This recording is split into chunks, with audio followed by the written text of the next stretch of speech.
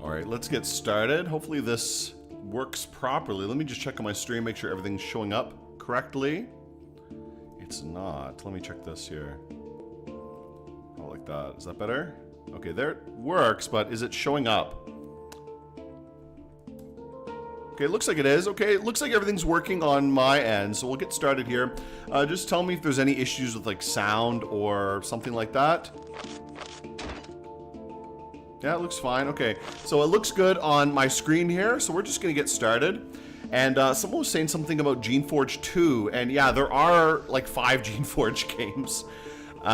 There's the whole Geneforge series is finished. Like it ended in like 2008 or something. I don't know when, but like early like 2000s or late 2000s, it finished. Like Geneforge is done.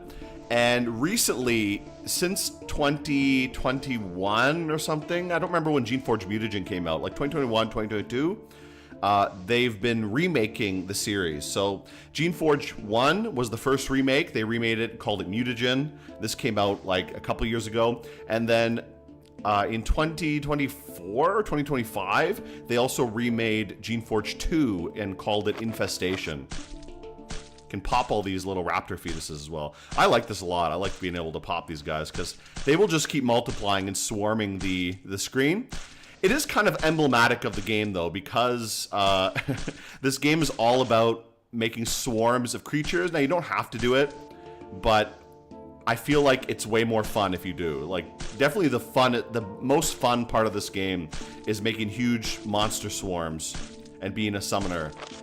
But let's get started. I'm going to keep playing the game I was playing before. I did make a video on this last week. Last week I made a video on Geneforge, and I was playing the same character. Now this character was a shaper named Galrath. And let me check out my stats. My stats are like this. Pretty weak everything except for intellect and essence mastery. Intellect controls my spell power, and Essence Mastery just controls how much essence I get. So I've been focusing more on Essence Mastery. Everything else is like pitiful except for Fire Shaping. The only skills I'm putting points into right now are Fire Shaping, which basically controls what kind of creations you can make, and also some other minor skills like a little bit of mechanics and some leadership. Now, let me explain a little bit about how the creation system works. So now I am back in town. So what I might do is I might dump my creations and I'll try to make a few new ones. I'll make a new group of creations here. And we can kind of talk about how the creation system actually works. Because this, I think, is the most interesting part of Geneforge and the kind of core of it. Like I said, I did make a video about this not long ago. So if you saw that, you probably saw how to do it. But let's dump these creations I have. You can see I have a bunch of these raptors following me around. I can absorb them, meaning that they will become part of my body again, basically. And as I absorb them, you can see my essence is going up because I'm taking them back inside of myself. They're basically attached to me. They're bound to me as like a creator of sorts. So I can make some new creations here. I want to make some.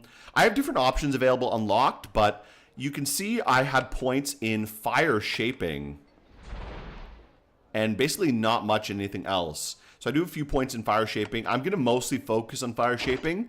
So I mostly want to go for these creations in the Fire category, which are raised. Their power is raised by raising my Fire Shaping skill.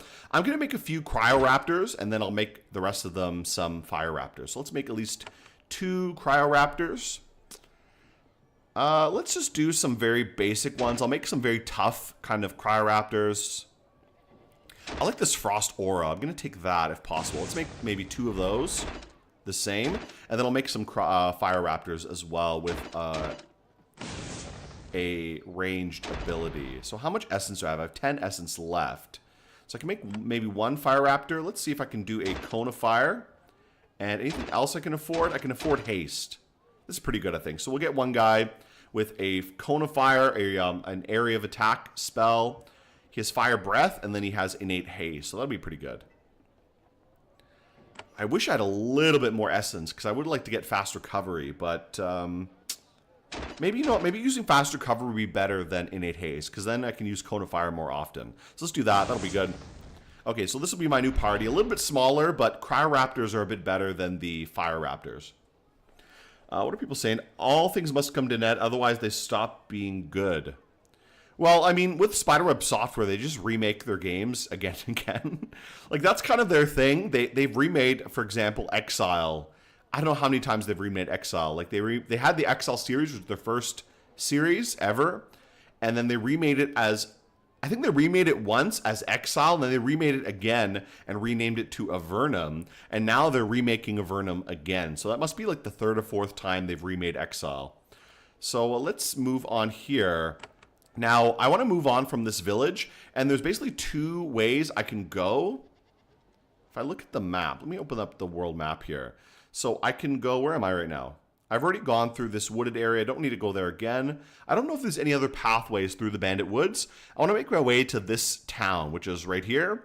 So there's two ways I can go. I can either go through this place, the Thorny Fen, or through this place, the Crag Valley. So let's actually teleport to Watch Hill, if I can. Actually, I can't do that. So let's go to the edge of the town first. And I can go to Watch Hill, or I can go to Thorny Fen. One of these places will be pretty good to visit. Basically, both these ways will lead to this town. I don't know which is better. Maybe one of these. I remember the Thorny Fen, I had a hard time fighting through here. But we'll go through here in a minute. Who needs anything else? You need fire. Well, fire, it doesn't necessarily mean they actually use fire, though a lot of the creations do shoot some kind of fire. It's just like, I don't know how to describe it. They're kind of like a hybrid creation. Like the battle creations, I'll explain in a minute. Let's go to Thorny Fen first. And if I get killed here, I'll go the other way. Let me actually save first. I'm going to save here very quickly. I might put some music on in the background because there's really not any soundtrack for this game. There is some sound effects. So I'm going to try to go through here very quickly. These guys, they run away from you, but if they collect together, they will actually come and swarm you a little bit. So let's actually see if I can attack with something. Now, someone said I can use the fiery wand from my inventory. I'm not sure how to do that exactly.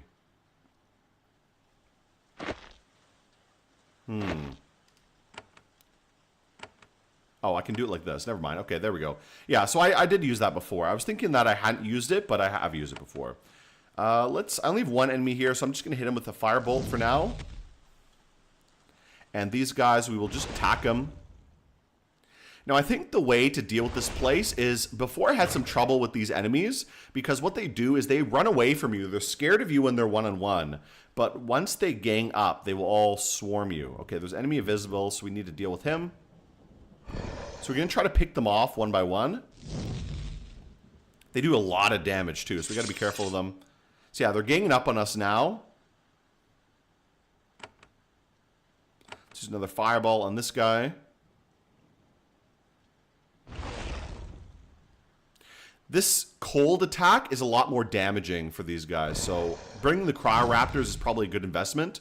I'm going to lose this raptor here, to be honest. So yeah, they're already ganging up on me. Probably got to run away, to be honest. I don't know if I can kill these guys quickly enough. Maybe these Cryoraptors can. But I really need to heal this guy up. So we'll have to see if we can hit him. I'm going to lose these guys, which is very bad. Yeah, we lost one. I'm going to have to run out of here because I don't think I can survive this. Okay, we got one of them here. The good thing is, once you kill enemies, they won't respawn. So if I kill a few of these guys and run away, I might be able to just come back here and deal with them again. Okay, he's running. He's running. Let's hit him with a fireball. Maybe we'll be able to kill him. Okay, good. We got him out. Let's run away from here, because I think we can't fight all these guys. We're pretty weak. Maybe we can fight one more. try to clear out this area. If we can clear out this map, it'll make it way easier to navigate. Because these guys do tons and tons of damage. But the Cryoraptors are pretty good at dealing with them. Now, losing my followers is not a huge deal because I can always make more. The problem is you can't easily make them when you're in the field because you can see my essence is too low. So I do need to go back somewhere to renew my essence if I want to continue fighting, basically. Okay, here's another one. Let's clear these guys out.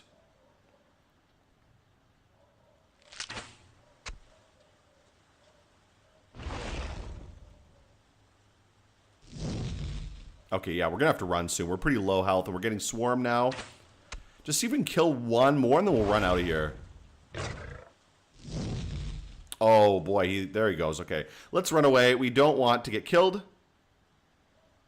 I'm going to distract him with my Cryoraptor. Losing this raptor doesn't matter. So he can distract him, and my Shaper can run away. Ooh, he's going to die.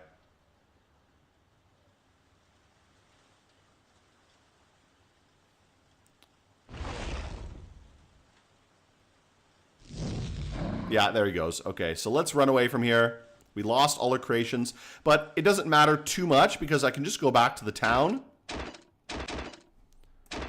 and heal up. And then I can make more creations and then go do it again. So are you going to play the second game after this? Maybe. I do have the remake of the second game, as well as the whole Saga bundle.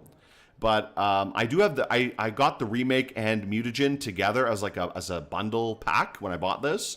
So I might make a video eventually on Infestation. That's the remake of Geneforge-1. So that might be pretty interesting. Like I said, I've played the demos for most of the Geneforge games, at least up to Geneforge-4, and I've completed them all like totally because they're really good. Like the Geneforge games are good, and let me go through what's happening in the game. But before I say, the way Spiderweb Software handles their games is how much is this worth? This is about the same. So actually, I'm going to get the Frost Aura on one. We'll make another one with Hardiness, and I could do Frost Aura as well, or maybe Cone of Ice might be a good idea. And then we'll make a fire. Can I make one last of these guys? Maybe we can go 3 Cryoraptors. Though I can't afford any other skills with him, which is unfortunate. So I think I'm not going to do that. Let's make a Fire Raptor. It'll be a little bit better investment. Because then at least I can afford these things. Yeah, I can afford a Cone of Fire and Haste, which would be pretty good. Actually, you know what? Let's do... I really wish I could have both. You know what? I'll go with Fast Recovery. I think that's better. Okay, we'll do that. We'll leave this. This is fine. So let me go through the way... let me read what people are saying. Menus. Read something else. You know, the first one, map reminds me of Bastard Bonds. I bought the OG version of Geneforge on Real Player, something like what Steam was before Steam.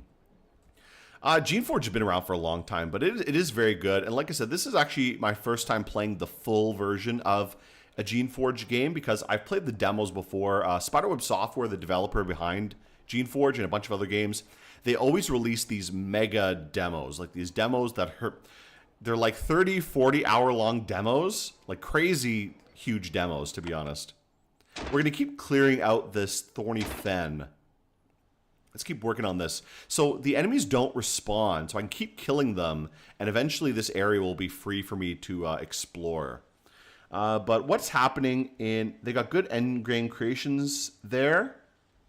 Just going to play the second game after this. What's going on in this game? Anyone want to fill me in? So the way Geneforge works, or the kind of storyline of Geneforge, is that you wash up on this banned island. Like you're from a magic cult called the Shapers, and Shapers are a group of mages who have the ability to create true life, in that they can create followers who are totally alive. They're not just like an automaton, but they have their own willpower, their own ability to like exist independently. but they also are totally under control of the mage called the Shaper. And normally they use these for like basically everything. They use them as like tools, literally every kind of tool you can imagine, like even like basic technology. Like, I don't know, you can make like a living can opener or something. Like every little bit of thing the Shapers use in their civilization is actually a living item. So you can think about it like they're a very like high tech society, but they're almost using like biotech in that they make all these creatures to use as, okay, we got a lot of enemies here. Let's see if we can quickly kill them. I'm actually going to, I wish I could use this, but they're a little bit too spread out. Let's move you back. I don't want you to get hit by anything. So we're going to move you in the back and we'll hit them with a fireball. Try to kill this guy very quickly.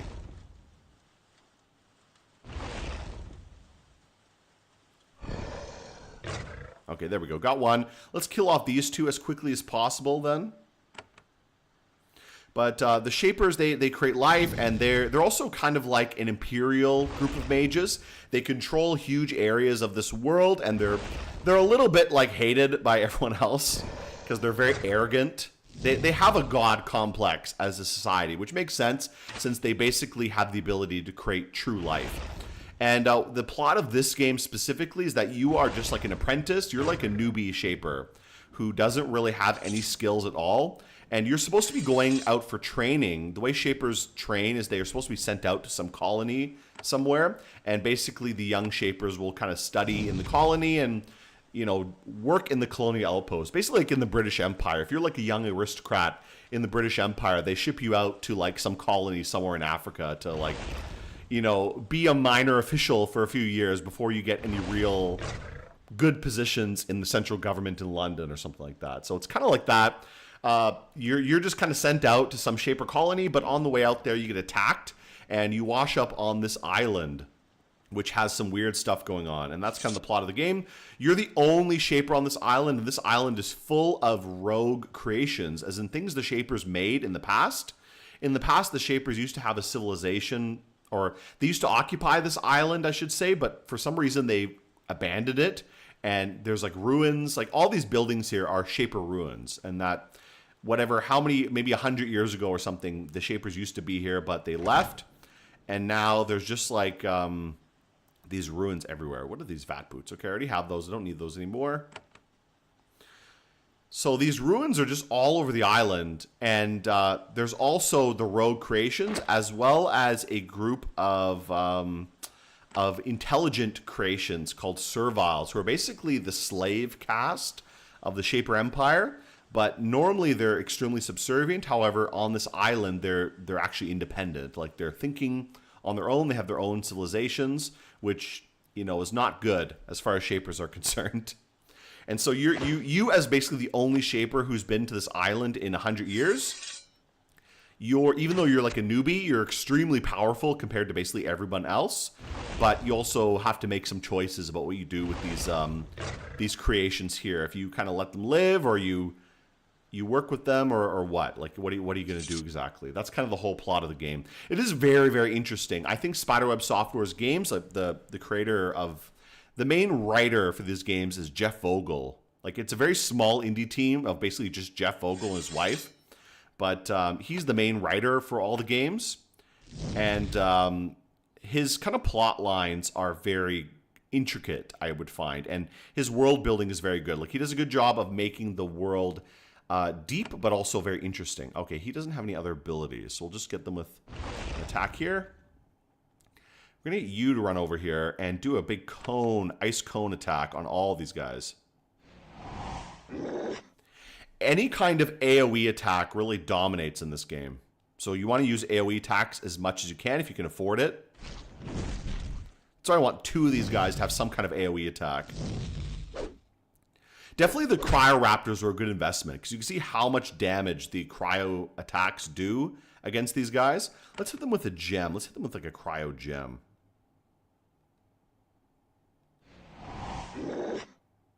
Okay, there we go. Let's see if we hit them with a fire rod as well. Okay, kill those guys off, which is great. Oh, let's hit these guys off. And you... There we go. That's pretty easy. That was not too bad. And we have a jar here as well.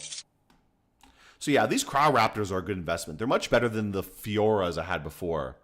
Where Etrian Odyssey is good. I like Etrian Odyssey. I'm a fan of it. I played a few of them on the DS.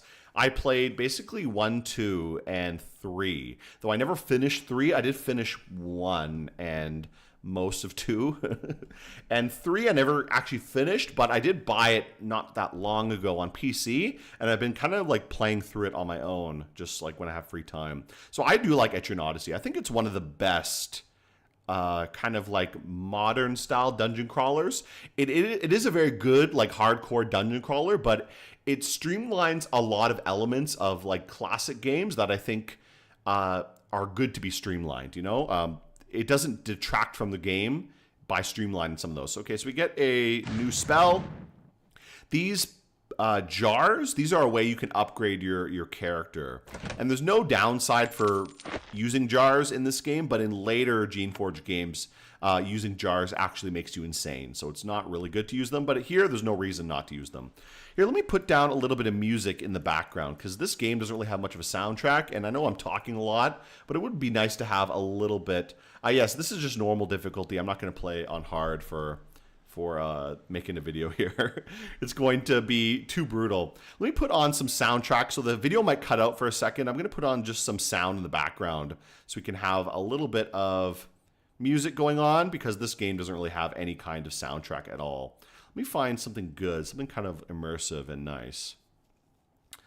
Just give me a minute to look for something good that I have. Usually I save some soundtracks, but we'll see very quickly if I can find something here that's nice.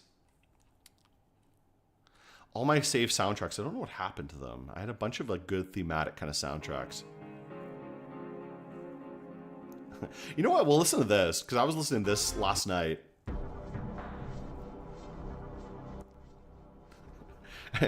Props to anyone who can guess what this soundtrack is from. Because I'm working on a video now. I should be done today. Just taking me a long time. I've been a little bit busy lately with some things with my family, so it's been a little bit slow trying to finish this video on mom games. So I should be done pretty soon. I'm basically almost done with it. But this is related to that. So props to anyone who can guess what game the soundtrack is from. Okay, what the fuck are you guys doing? Don't run around here.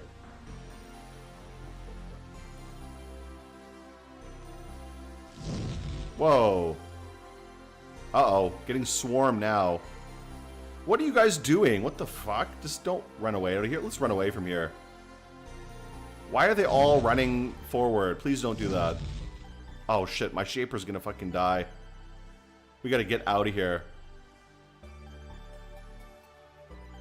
Okay, we gotta put the creations in front, because we do not want them. We don't want my shaper to get killed. If he dies, it's game over. If the creations die, it doesn't matter. Okay, yeah, there we go. Game over. Shit, that was stupid of me. I think I misclicked when I was talking, and then he ran right in the middle of the combat, which is not great. So that kind of sucks, but whatever. We'll reload, I guess. Oh.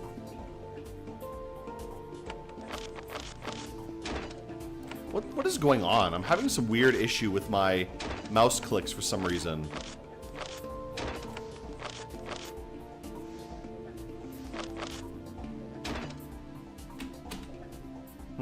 Okay. What is weird? Okay, I think I know what's wrong. My screen is like shifted downwards for some reason, where my clicking is super off.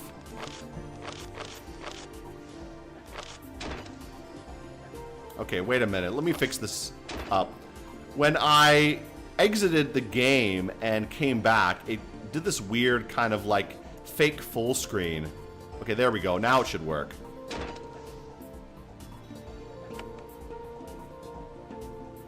Okay, so now we gotta reload this one. I think we can go back here. So let's actually load here again. This was when I already had these good creations. Okay, let's go do what I was doing before. What was I doing before? I think I was clearing out the north and then that little house. Okay, we may have to run from this.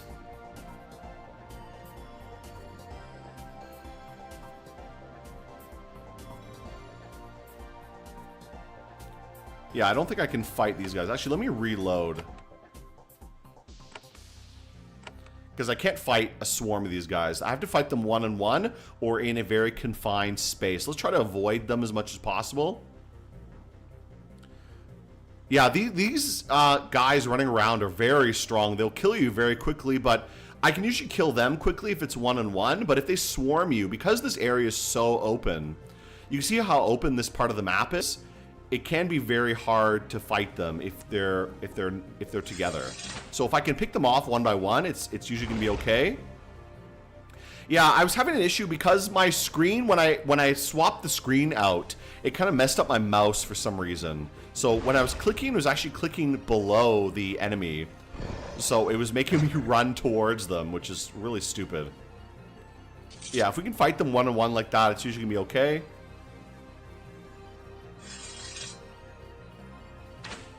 Because usually I can kill them in one turn with all my guys here.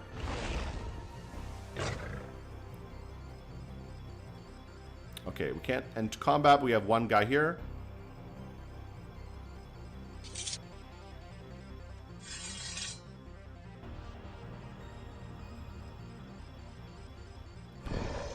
Okay, there we go. Get in combat with this guy. Kill him off.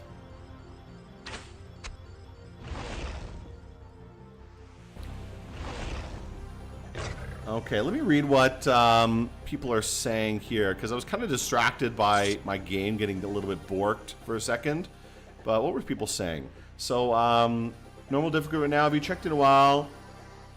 I haven't checked in a while. You've been running. If so, keep it up. You look leaner.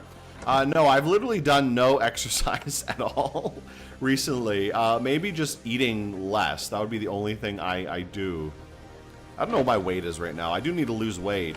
What I'm planning to do, to be honest, I would like to run. I used to go swimming a lot, but it's a little bit difficult now because of my kids. Before I had any kids, I would go swimming like very often. But since I had my kids, it's been a little bit hard to find time to go to the pool. And plus my local pool is like too busy now. It's annoying. It's like there's always just people around like filling it up and too many kids. You know, it's hard to swim. I feel like I'm turning into one of those old people who gets mad at the kids for swimming around, but for real, like, there's this kids, like, playing around all the fucking time. It's so annoying. Like, I just want to swim. I don't want to, like, worry about people playing around and splashing me when I'm just doing laps, you know? So, running is okay. It's just too hot for me to run. It's, like, really hot. I'm gonna fucking die running. So I think what I'm gonna do is, I'm thinking of buying a new bicycle and start cycling again. When I lived in the city, I used to go cycling all the time, and actually that was when I was quite fit and lean, and basically since then, I've just been getting fatter and fatter. So, if I can go back to cycling, that'd be great, because I have some old photos of myself when I was like cycling every day and swimming all the time, and I was like super lean and fit, and like posing with my shitty fixie bike, and now I'm like super fat, so... It's really been a big downgrade. Okay, let me heal up one of these guys. I don't know if I have any ability to heal. I do have a healing pod. I don't think I can heal my little guy, though, unfortunately. Because this guy's pretty weak. Let's fight this battle here anyways. First of all, we're going to throw a gem at these guys. Let's do maybe 2 of those gems. I have quite a lot of them. Maybe we'll just kill them like this, honestly.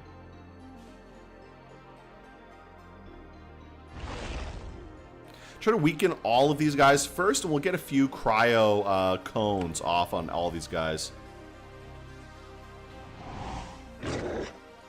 There we go. Kill pretty much all of them in like one hit.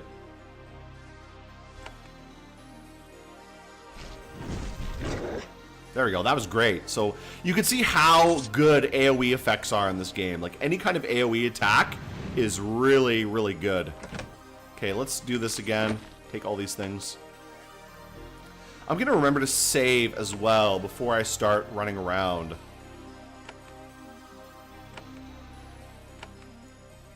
I should remember to quick save more often. I kind of forgot what the quick save. I think it's F3, right?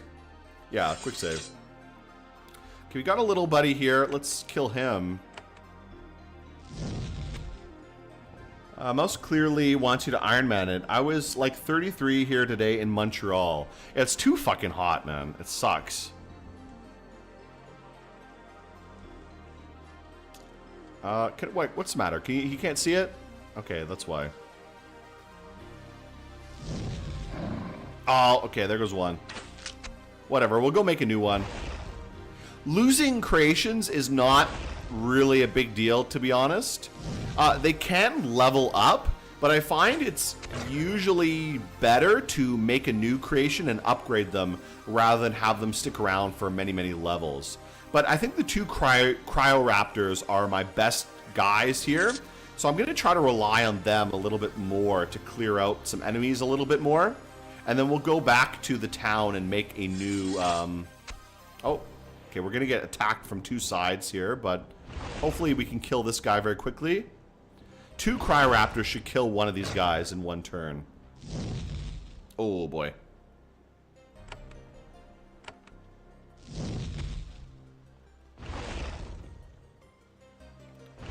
I just want to clear out this map. This map has a ton of these guys running around. This map is very, very open as well. So it's really, really easy to get swarmed by these little buggers. As long as you're fighting one-on-one, it's not too bad. Oh, okay. We're getting a little bit swarmed now, unfortunately. Try to kill this guy off. And we can maybe kill the last one before he kills us.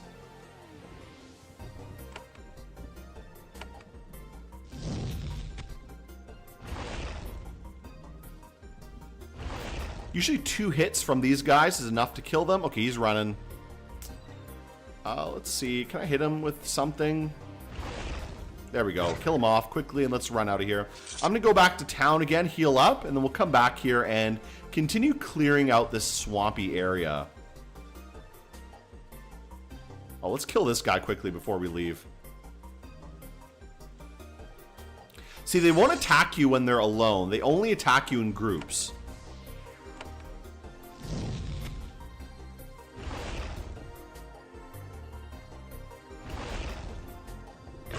There we go. Great. Oh, got to level up. That's nice. Oh, actually, let me end combat. I don't want to be running around in combat. Now, one thing I could do, I should probably keep a little bit more essence so I can actually use some magic. Because right now, if I'm putting all my essence is kind of like your magicka, you know? If I'm putting all my magic into my creations, I can't actually use any spells. So let's go back here. We're gonna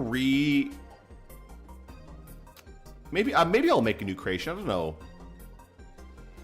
Maybe I should just make these guys a little bit better. So what I might do is I'm gonna dump these guys, absorb them. I'll just have 2 creations for now, but I'll make them a little bit stronger. That might be a good idea. We'll try that. Try that out.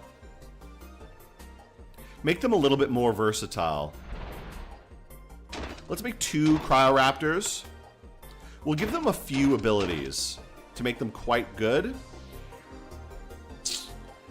Let's also give him something. A point of magic. Make him quite strong.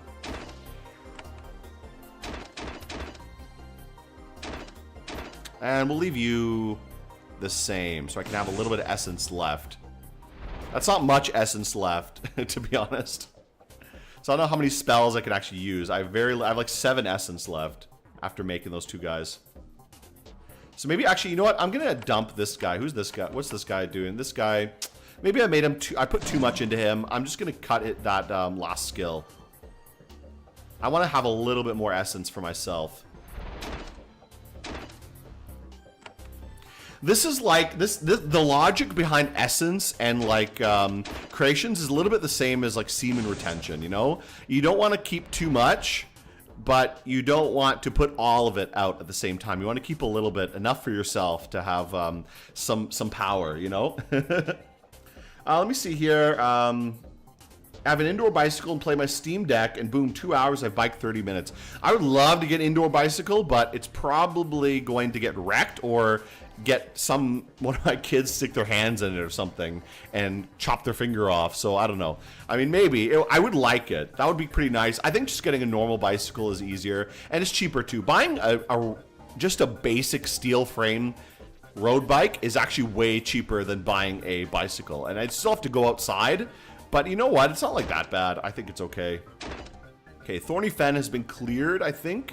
Might still be some enemies around here, so we'll check around. Keep killing them off. Now I do have a little bit of my own essence, so I can actually buff my creations. Let's kill you really quickly. Let's do a buff. We'll do some spells.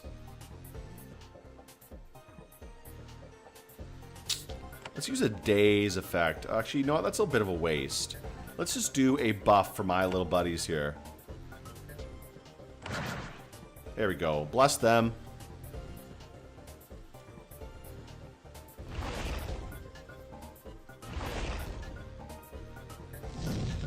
Oh. Uh-oh. I gotta get my little guy out of here.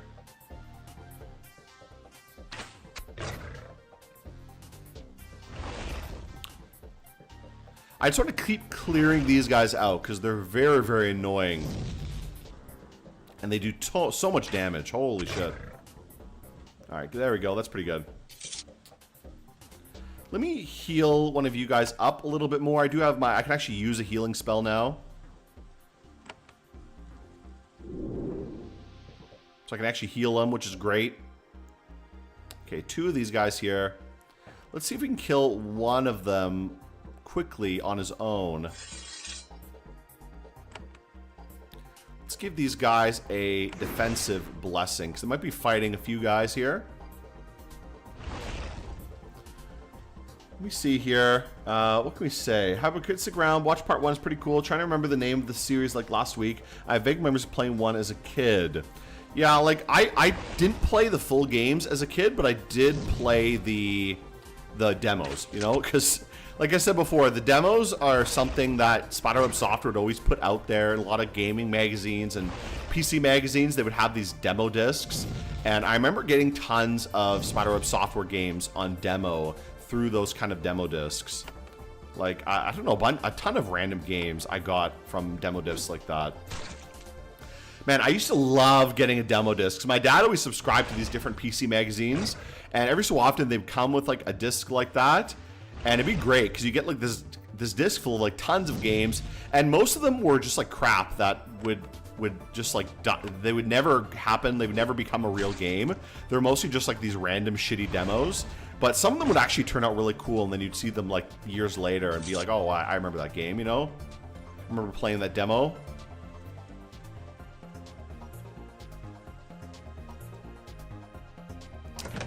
So bad this game thing. I think what we've got is abandoned school stuff. Yeah, that was pretty early in the game. I've already passed the abandoned school. That happened a while ago. Okay, some food. I don't need that, I don't think. A little dead guy. Okay, let's keep going. Let's keep checking out here. Find a way out of here. This should be the exit, I think. We'll like to keep exploring this map. Let's see if we can just kill these guys very quickly.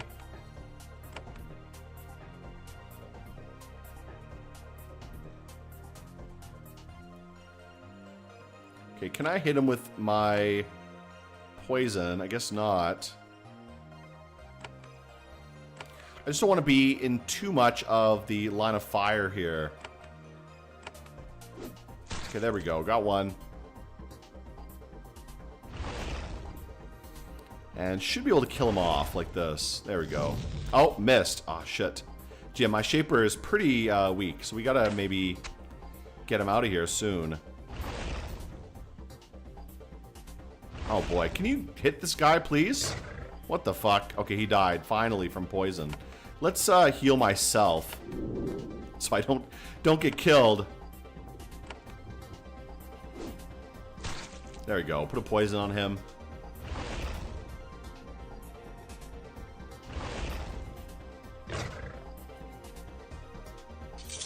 Okay, great. Let's keep checking around this area. I want to see if there's any kind of treasures or whatever hidden around here. Looks like there's some nice stuff around here.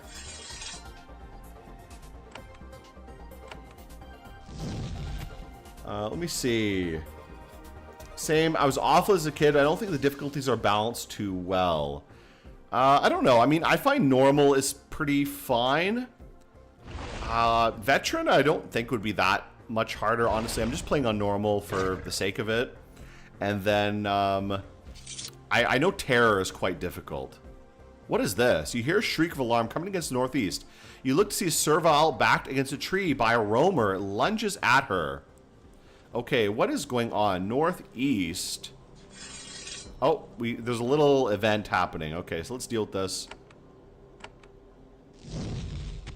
We'll save this this person here.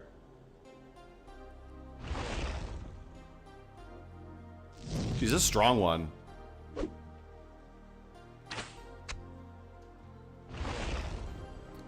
Ooh, taking tons of hits here. Finally, there we go. Okay, how are you doing? No. I don't want to threaten this character. How can I talk to them? Let me exit combat. There we go. Okay, Serval stumbles over to you. She's wounded but not badly. Small bundle of wood and thorns slung over her shoulder. She's eager to flee, but she insists on thanking you before she goes. A shaper. I dreamed of meeting a shaper one day, and you say my lowly life. I'm grateful. I'm Sleet of Pentil. Oh, my people will be happy you're here. Why are you out here? I'm a scout and scavenger. I hunt the waste because I have a knack for evading the rogues. Well, I usually do. It's a risk I must take to keep Pentil informed. How can I reach Pentil? You can go north over the Hill of Jars, and then to east. Be warned, those old shaper tunnels are full of traps. If mechanics isn't your training, then you go east to the Pentil Woods in the north. Be careful, you need to fight your way in. Lots of rogues. Okay, what is it in Pentil Woods? Villish, many of them, and they have the cunning and darkness of their kind. Be warned, if you attack one, kill it quickly, otherwise it will call fellows to aid it. Okay, so basically she's saying there's two pathways to Pentil, which is the next place I need to go.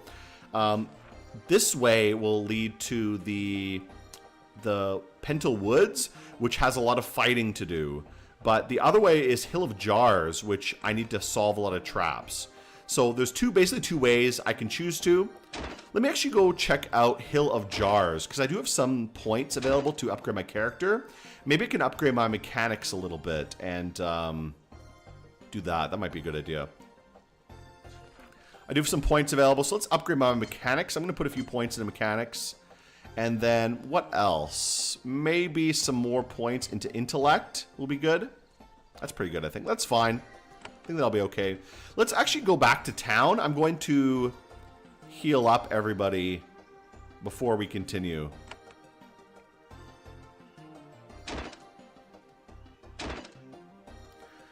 Let me read what people... Yeah, game demos are great. That's how I discovered Arcanum. The same awful as a kid. My exposure to it was one of the games that came on the family laptop and games for Windows Live or something. I don't know if it would be free. Would they? I know they included demos with everything. Like I said, Spiderweb Software is really big on putting out their demos absolutely everywhere. And their demos are also huge, like I said before. Like, really big demos. So... maybe you might be mistaken about it being the full game, because I don't think I've ever heard of them giving out full games for free, but they do try to put their demo out everywhere, you know? Like, they do push their demo everywhere. So what might be true is they put their demo for free on Games for Windows Live or something. Because I do know they did that a lot. They put them on these demo discs, they put their demos out, like, basically everywhere they could put them. I think I'm going to try to go through the Hill of Jars, because I do have fairly good mechanics skill, so maybe I'll be able to get through there without having to deal with too much bullshit. We'll just clear out this valley a little bit first, just kind of explore around.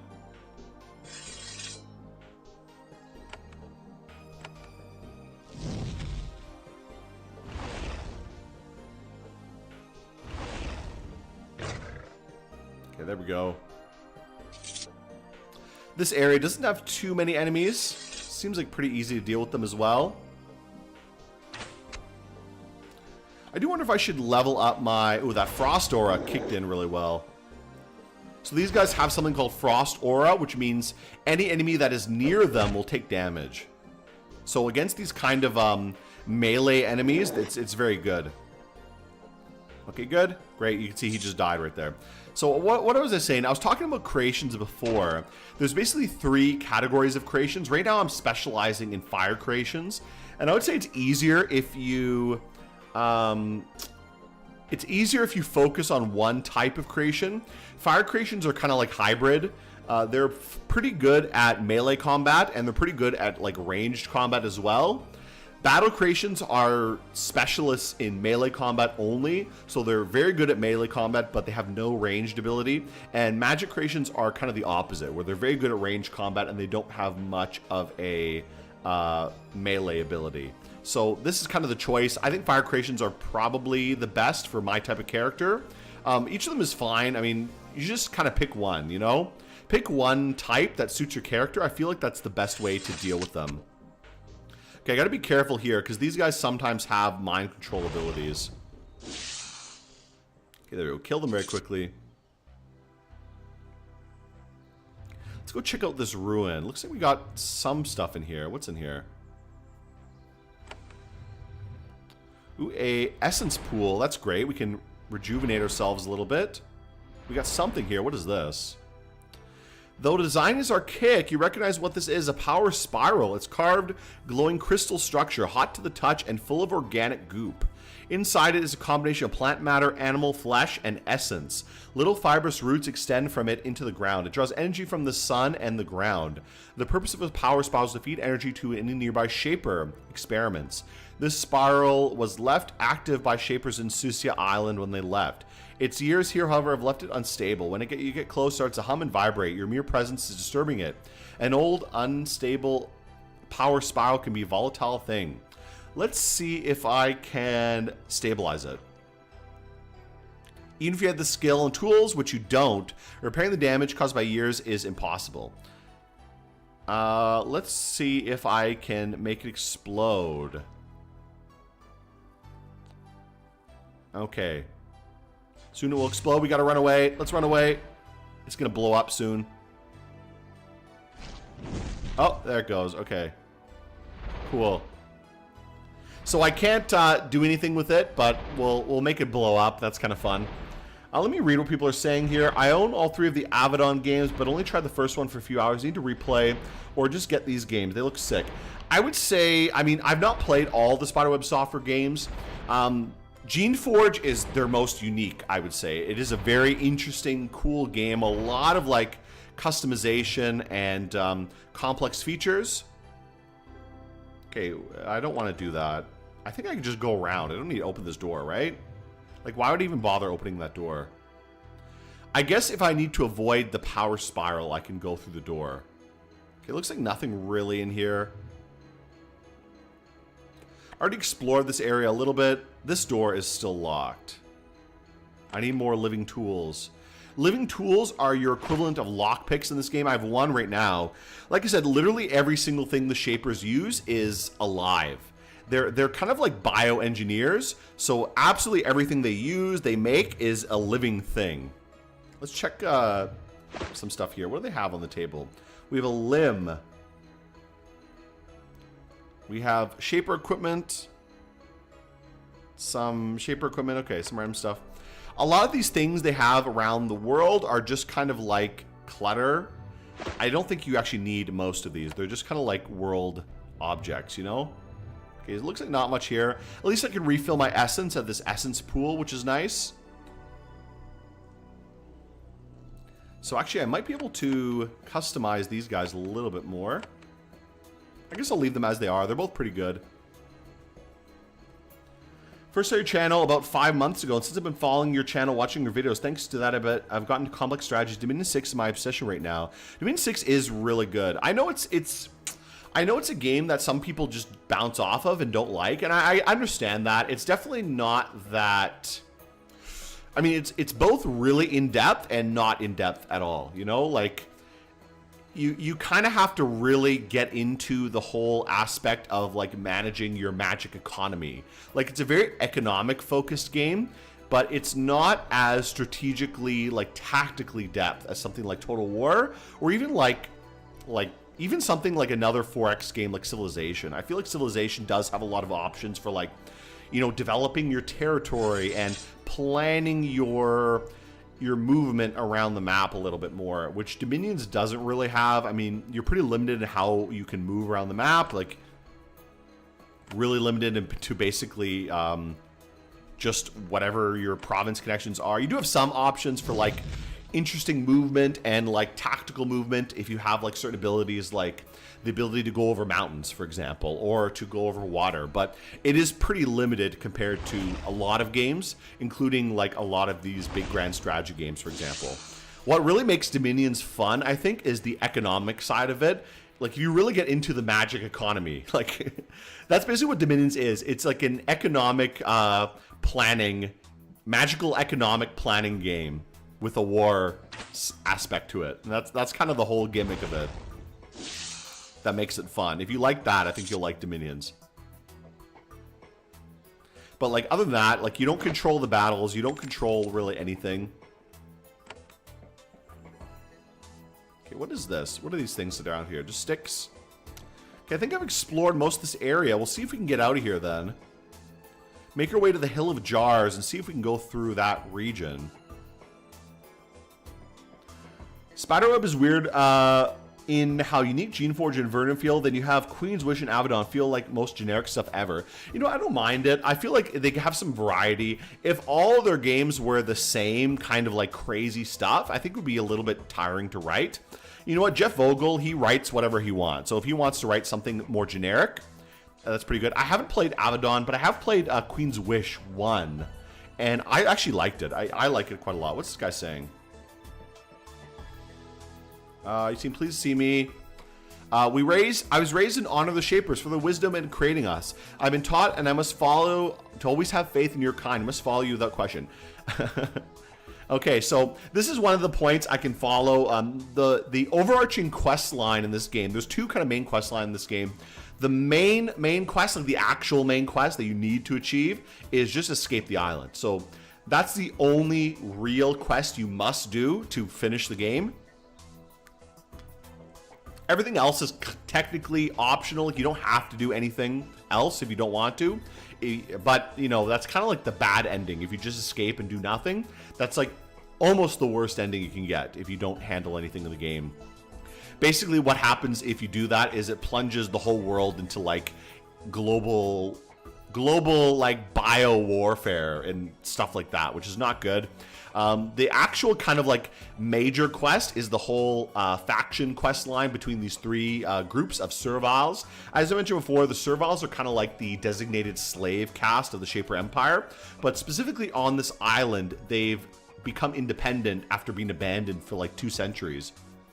And they've split into 3 main groups. You have the Awakened, who I've met previously, and I talked about in the video I made recently on Geneforge. They're kind of like the Equality faction. They don't hate the Shapers. They don't want to fight the Shapers, but they do want to be treated equally, and then that they want to be treated like humans. Basically, they want human rights and stuff like that. So they're like the civil rights faction. This guy talking to me right now is from the Obeyers. They're like the Uncle Tom faction. They're like the Uncle Ruckus faction, you know? They want the Shapers to come back and enslave them again, and they say the Shapers know what's best, and they should tell us what to do, and they're always the master. So so that's like their whole shtick is basically they love Shapers, and they want the Shapers to come back and start commanding them again. And the last group are like the kind of like the Black Panthers of the of the Serviles, which are the Takers, who not only reject the Shapers, but they want to take over what the Shapers have, take the power from the Shapers. Basically, they say that the Shapers, they're no different from us. They just have a power that we don't understand, we don't have yet, which is kind of true. Like they're not incorrect in saying that, you know? Oh, my soundtrack ended. Let me put a new music on. We'll go to the Hill of Jars.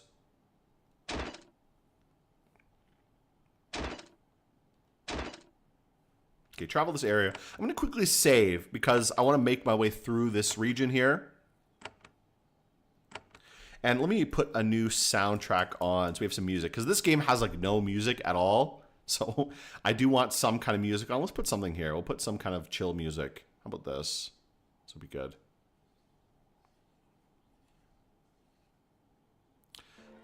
Just give me a second to find something kind of nice. Something kind of moody would be good.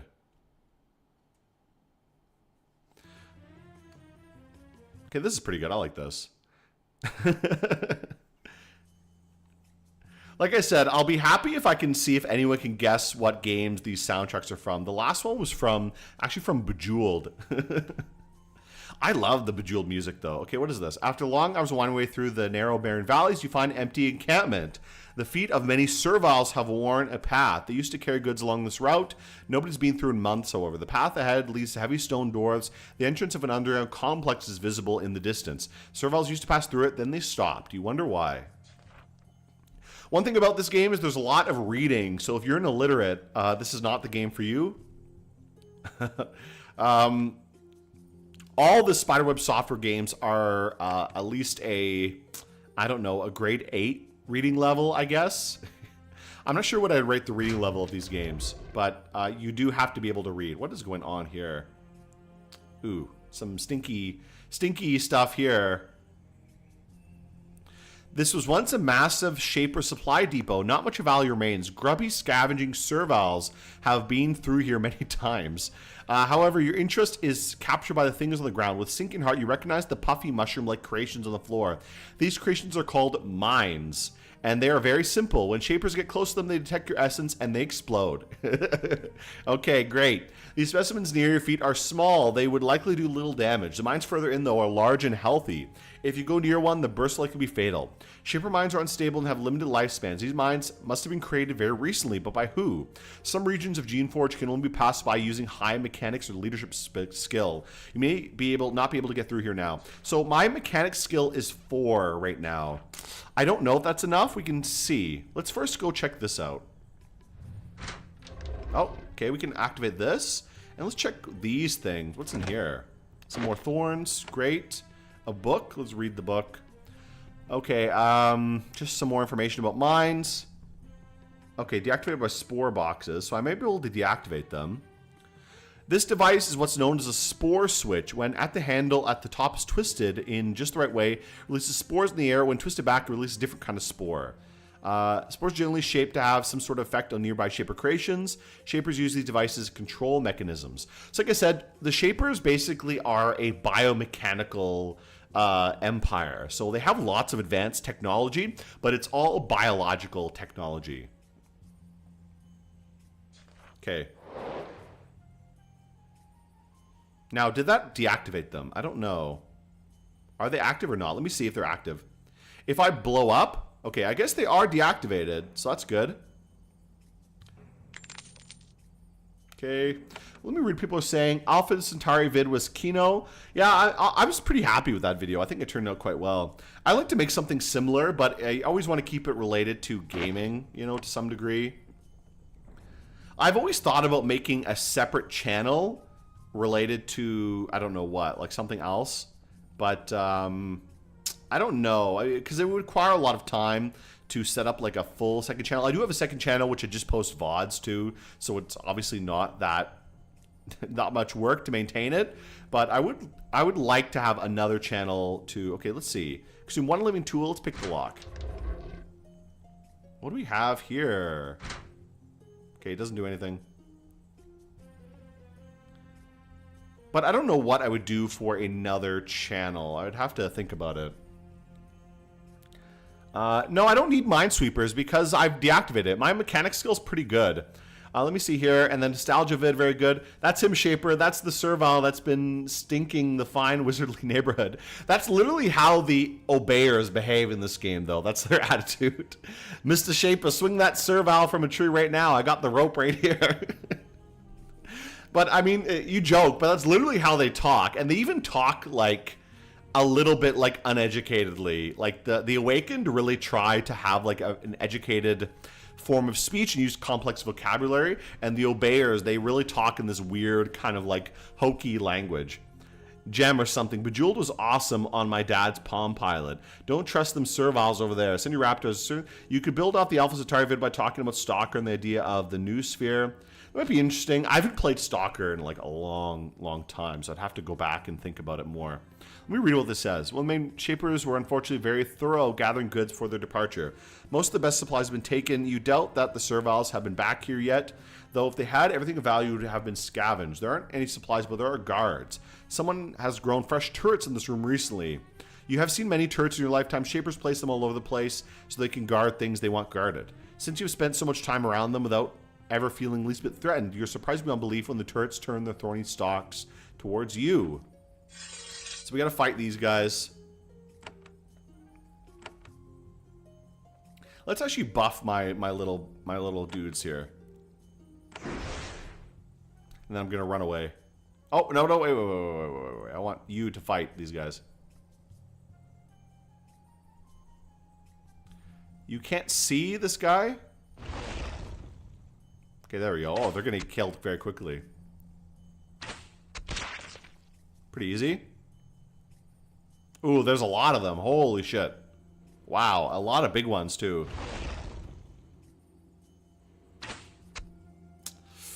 Ooh, boy, this is not going to be good. So we can clear them out very quickly. Some AoE attacks might be a good idea. Let me move ahead a little bit. See if I can get, like, 2 of these guys at once. Ah, man. Just barely. Move these guys up. Can I barely... Okay, I can get 2 in one hit.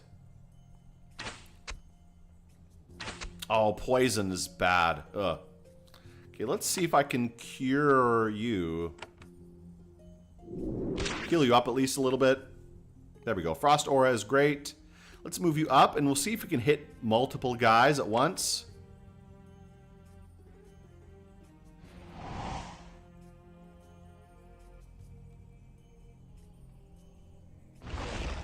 Okay, there we go. Should be able to clear these guys pretty quickly. These raptors are just very, very good. Let's move you up a little bit more. I'm going to buff these guys a bit more. Let's see if I can... Oh, I can't buff them anymore. Let's wait then. Move you up here so we can get maybe another area of attack spell in a minute.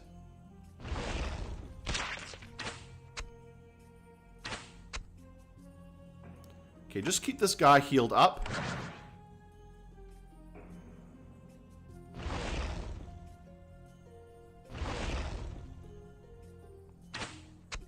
Oh boy. Oh boy, he's rough. He's almost dead.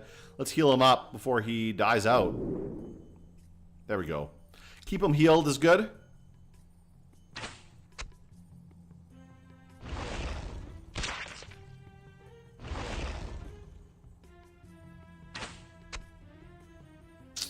Do I have enough essence to do one more healing on this guy? Maybe. I want to keep him alive as much as possible. Okay, there we go. Perfect. That was not too bad. He's still poisoned, but it's not a huge deal. And we can kind of explore around here. Looks like we have some stuff. Some more ice gems. Some more other things, too. More tools are great. More thorns as well. Check these rooms. If they left anything around here. Ooh, 3 living tools. Ugh. Let's grab these thorns, though. These will be nice. Check any of these doors are easy to open. This needs 1 living tool. This one needs 3. What about these ones? Are these able to open?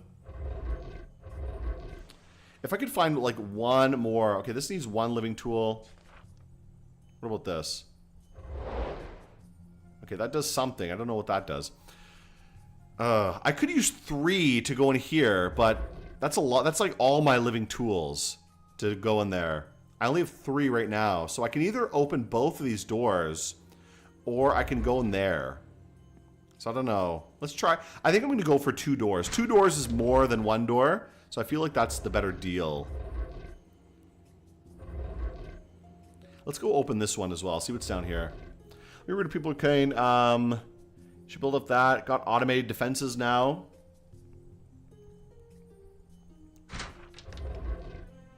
Oh, we got something here. Okay, so that would have been the way to shut down the turret. So I probably didn't even need to fight them.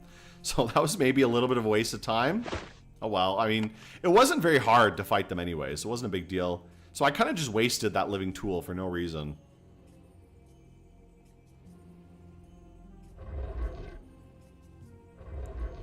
Okay, what's this? Let's look around here. Oh, we got more of them.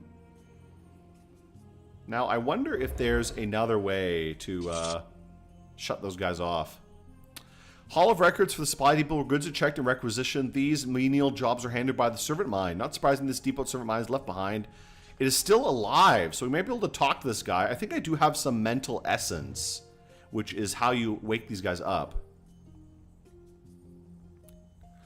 As you approach the servant mine, it's still alive and functioning. In fact, it's so alert that it might have been fed recently. When it sees you, it is confused. Welcome, Shaper. I'm surprised to see you and pleased. I had thought there would be no more Shapers. I am Servant Mine Pack. So these guys are just basically overgrown brains that act as like a living computer of sorts. When have you last quick saved? I don't know. Probably not for a while. I should quick save again in a minute. Let me just talk to this guy. Why are the mines and turrets placed here? There was one who came here with guards, a human. He said he was an envoy from the Shapers. He said they must place defenses to protect all our supplies. I did so. Please forgive me, that it was the true will of the Shapers. Deactivate them immediately.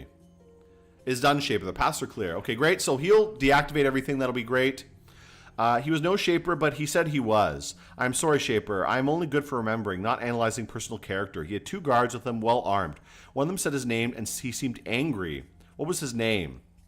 He ordered me to forget the name, and I couldn't. I already stored it, so he ordered me to never retrieve it.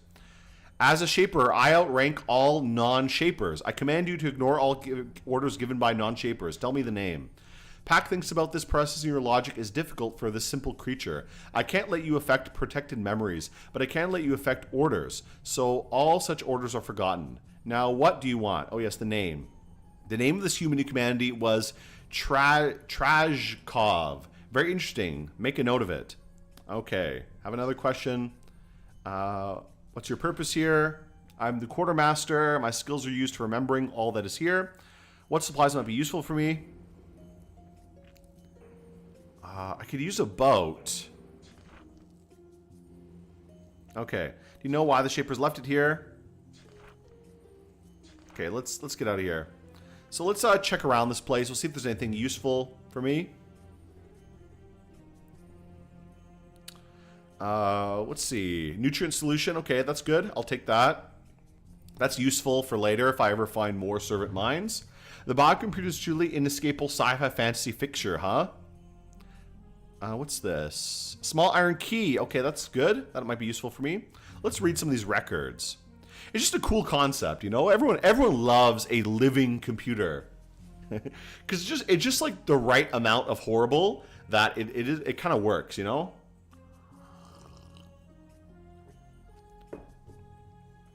Trajkov is one of those cool villains with only one scene in the game. Yeah.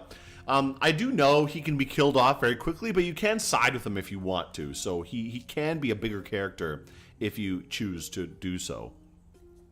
This complex was abandoned 200 years ago. We find no records of Shapers placing mines or turrets. Okay. Okay, these are all the same, right? Okay, what is this? Why don't you notice 3 augmentation canisters are scored here? So there might be more canisters around. We can look for those. Let's go look around for those. I did find a key, so we'll have to see if this key opens anything. Maybe it opened this door that I saw earlier. Okay, it opens that. Ooh, look at this. What is this? Some kind of Shaper laboratory. Essence pods. Great, I love those. What else do we have here? Ooh, more tools. Great, and an essence canister. Nice, okay, great. I really need to refresh my essence as well. If I can find an essence pool, that'd be amazing. So these guys should be deactivated now. The turrets, he said he deactivated them. Yeah, okay, they're all turned off now. Great, so they're not going to fight me. Let's just look around then. We should be able to get through pretty easy. Now, are these mines activated? I guess not. So this pathway is really easy. Since I've been focusing a lot on my... Can I equip this item? Okay. Since I've been putting a lot of points into my mechanics, I'm actually pretty easily able to go through here without too much trouble. Oh, here's another canister. What's this? Create Thad. Okay. Create a volatile Thad. Don't have enough essence. I don't have any battle shaping skill anyway, so I'm probably not going to be using that much. Ooh, more living tools here. What do we have? What do we have? We have some steel gauntlets. I already have gauntlets, but can I use steel gauntlets? Great, let's dump these gauntlets. Trash, trash, trash, hammer, hammer, hammer. Okay, but steel gauntlets are good. They're better than my shitty old gauntlets, so we'll use that for sure. Anything else around here? Let's just check around. Make sure we don't forget anything. I want to explore this whole complex here. I guess this is to shut off the turrets. Oh, I turned them back on. Uh-oh. Okay, let's turn them back off again. There we go. Yeah, okay, that turned them back on by accident, which I don't want to do. I don't want to fight all these turrets if I don't have to. Okay, what do we have in here? Looks like more canisters, more living tools, which is great. Healing pod, living tools, some hatchets, some javelins. Let's dump these javelins. I'll keep those. Actually, you know what? I'll keep these because 30 of them is quite a lot. I have a lot of just junk in my inventory, though. We got to drop some of this stuff. Let's dump some of this stuff. I don't need these things that much. Okay, let's get out of here. Let's pick up these living tools. These are really useful. Ooh, enable my mechanics skill. So 1 more point to mechanics, which is great. That's very useful for me. Makes my life a lot easier. Chainmail vest. Oh, okay, I'm already wearing chainmail vest, so I don't need another one. Okay, pretty good. We got a lot of good loot out of this whole place. Is there anywhere I didn't explore yet? I think I explored everywhere, right? We could explore outside a little bit more. Maybe let's go check out these areas. Or maybe just move on. I don't know. There's some areas of this complex I haven't really explored yet, so let's go check these out.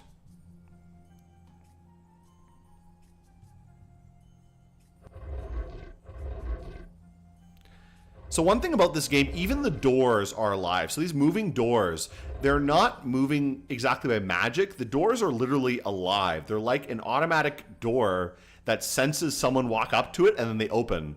Except instead of electronics, it's like some sort of creature that is part of the door, basically.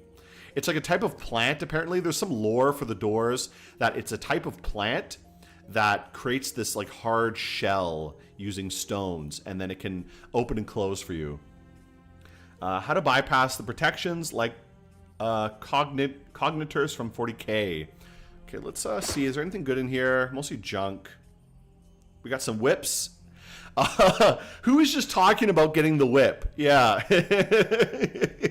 Someone was talking earlier about pulling out the whip. Here we got the whip here. Sometimes creations go rogue. When this happens, they need to be controlled. Yeah. So yeah, we got shackles, we got whips. So we got all the deals here for that. We got the whole thing. Okay, let's go check out everything here. I want to check these areas. Make sure I'm not forgetting anything.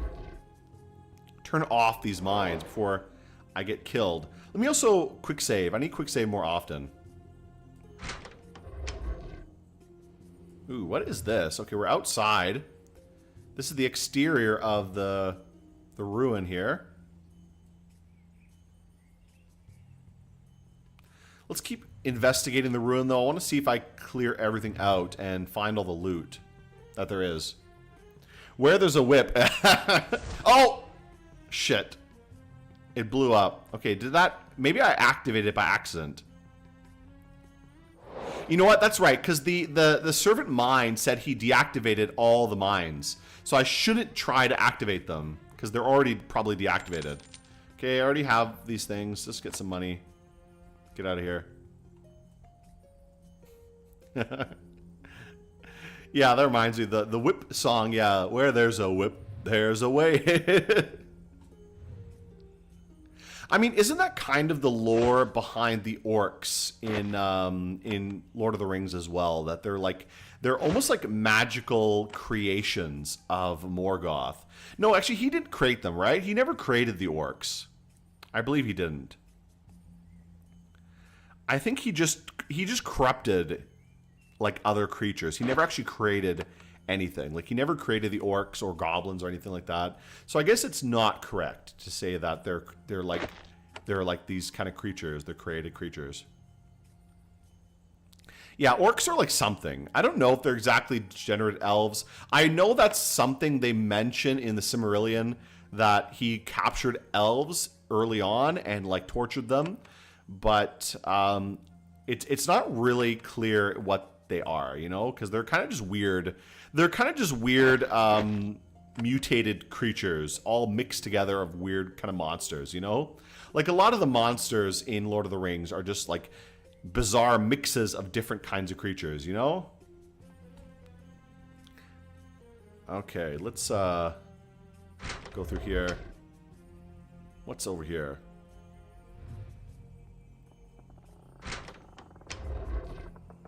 Oh, we got another thing. I'm going to not pull these levers. I feel like everything should be already deactivated, so probably pulling those is going to reactivate them, right?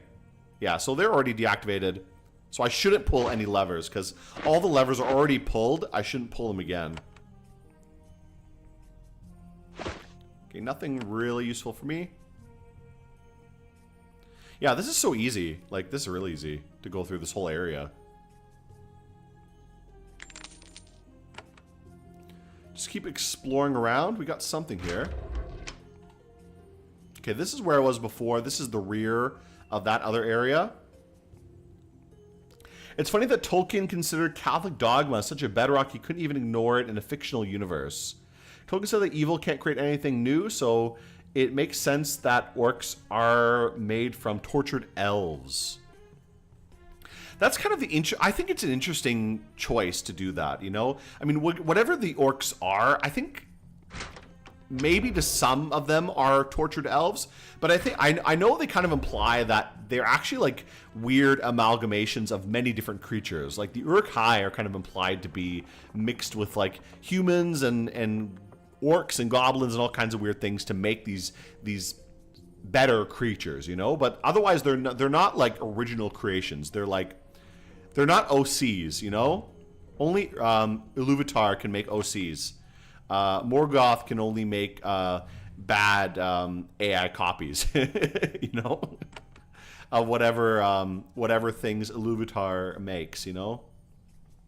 But I do kind of like that. I've heard some people criticize Tolkien for saying that, oh, it's not good that these creatures are irredeemable, you know? It's not fair to say that some creature or some living thing is irredeemable. That's not part of the doctrine. But I don't think he's implying that they're beyond salvation. It's just that there's no way to save them in the world itself. Like this is kind of something about Catholic dogma. Like I know a little bit about it. Like I'm sure most people, if you're a Protestant, you probably know about like predestination and stuff like that. And kind of associate with like Calvin, like John Calvin, you know, his idea was that there's like a chosen, and the Lutherans believe this as well, that there's like a chosen group who's there, who will achieve salvation, and there's some people who just like won't ever achieve it, you know.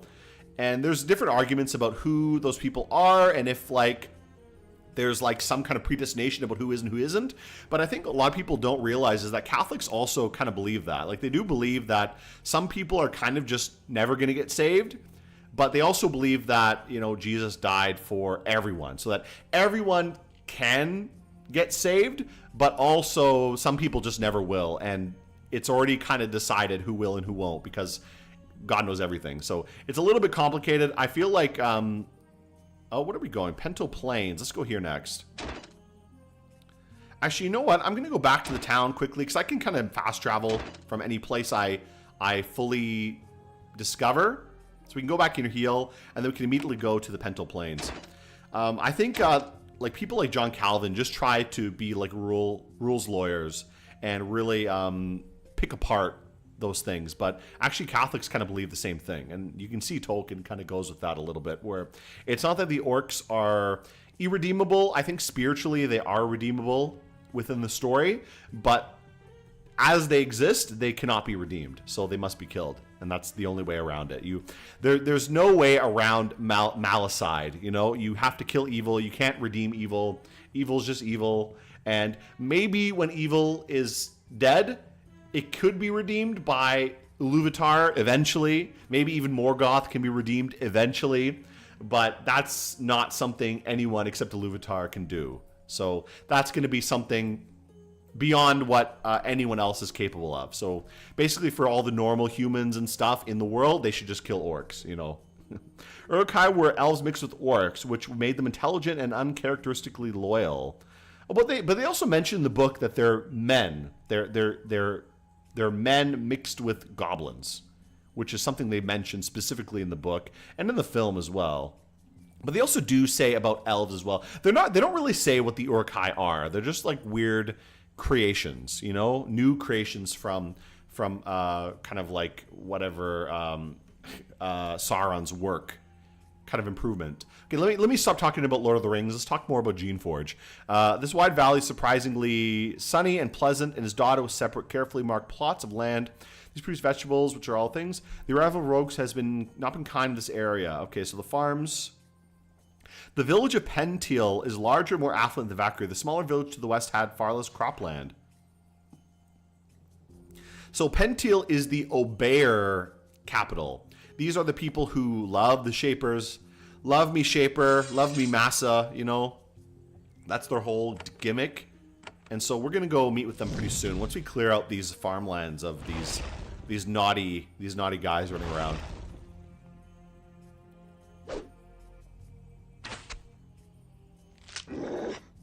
Okay, easy.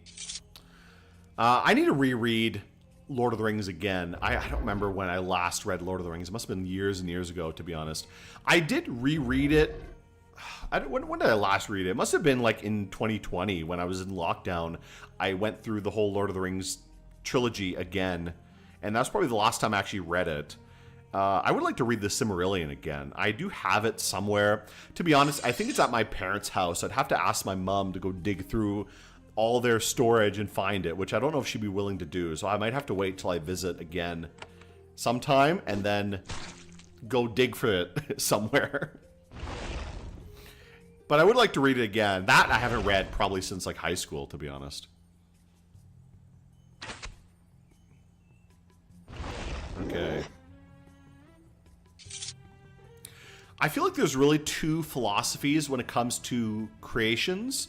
You can either go with lots of weak creations or a small group of strong creations. So I'm kind of going with a fairly small group of only two, but these two are quite strong, so they're able to deal with most enemies, though it might also be good to go with a big horde of like low-level creations. That's kind of the two ideas. And specifically with fire creations, I could go with a few Cryora who are a little bit stronger and generally a little bit better, or I can go with a lot of Fiora who are cheaper, but generally not as good. Okay, let's explore this area a little bit. Not much around here, it seems. This seems to be some kind of half-abandoned farmland area. Let's buff my little dudes a little bit, and then I'm gonna run away. Let me read what people say in here. Everyone can be saved except the Sackville Bagginses of Bag End. Screw those grubby hobbits.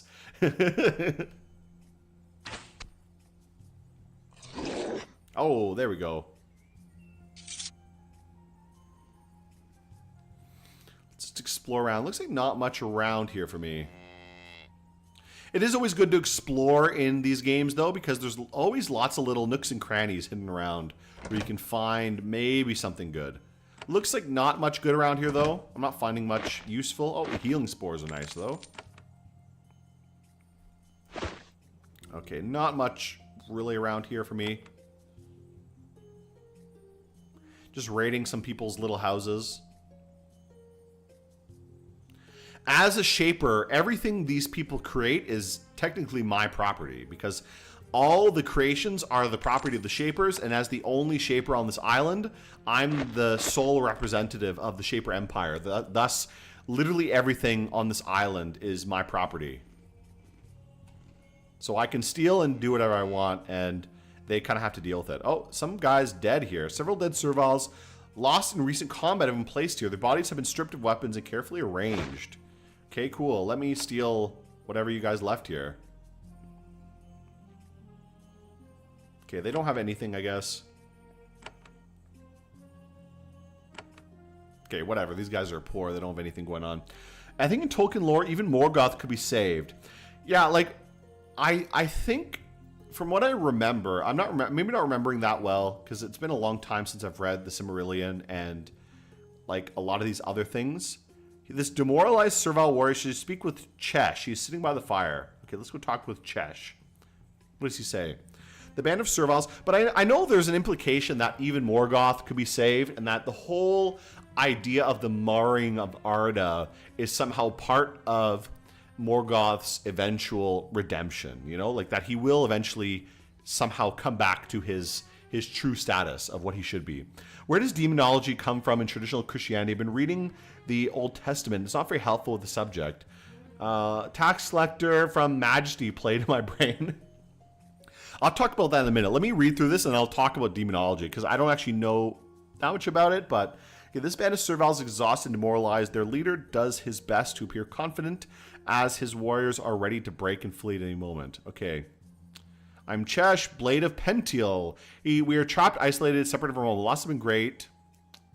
They're taking losses from these losers. There's like nothing around here, and they're getting bodied. This is why these serviles need the strong hand of a shaper to tell them what to do. Because look at this, they're dying from a couple random like scrubs running around the farm who I just killed in like 2 seconds. So, like, what's going on? What is this place? Okay, tell me about Pentil. Where are all the rogues from? Okay, now they come in hordes. Okay, whatever. I'll go clear them out for you. You guys are such losers. Literally, it takes me no time at all to deal with these. I do think that other guy posting is right from the Kabbalah. I mean, definitely in the Jewish tradition, there's a lot of idea of, like, demon manipulation. Because definitely in the Old Testament, there's this idea that if you're truly faithful with God, you can control spirits, you know? And that's in a lot of these old Jewish kind of stories as well, where there's this idea that only someone who's truly, like, learned, like a good rabbi could somehow manipulate any kind of wayward spirit using the authority of God. And only, like, a good rabbi who's truly learned can have it. That's kind of the idea of Solomon. Solomon is like the ultimate rabbi, right? He's like the rabbi king, I guess. He's not only perfectly knowledgeable of scripture and perfectly in tune with the will of God, he has the authority from that knowledge to control demons. And that's where you get the whole idea of Solomon's key and, like, managing the demons. So I think to some degree that plays into Christianity when it comes to a mob of fads. Okay, let's see. Something going on here. Hard time dealing with this mob. Okay, we'll deal with them in a minute. I don't think I'll have a hard time. I think I'll be able to deal with them quite easily. Let's just pick them off as I can. I see one guy running around. Let's deal with him first. First of all, let's buff my creations up a little bit.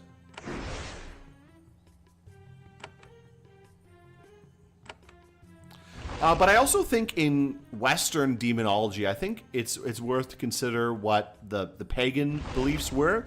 Because definitely in a lot of, like, older European paganism, there was this idea of not exactly demonology, but somehow working with spirits and managing those spirits in different ways. And I think a lot of that sort of bled over into what Christians believe later, or what later Christians kind of believed. Okay, let's hit these guys with the daze effect. Deal with these idiots a little bit. Yeah, hit them with some good attacks here. Move you up a little bit more, maybe a few more steps. Get like a nice area of effect cone on all these idiots. Oh, bit of poison there. Oh boy, there's a lot of them. Holy shit. Maybe I can get some big area of effects on these guys. Let's first of all see what I have. I do have a gem. I do have an ice crystal. Let's use that. Let's use like 2 ice crystals on these guys. Kill all of them if possible. And see if I can get another cone attack. Oh, I'm out of cone attacks. Oh, boy. You know what? Let's go just run in there. Because we will get the frost aura on these guys. Okay, I may end up losing my creations here. This is pretty tough. A lot of poison. Oh, boy. Maybe not a good idea. Okay, you. What can you do? Let's maybe buff these guys up a little bit. Oh, I would like to get that on these guys, but I need to maneuver my Shaper around a little bit more. There we go. Nice. Okay, that's great. And do I have any other abilities?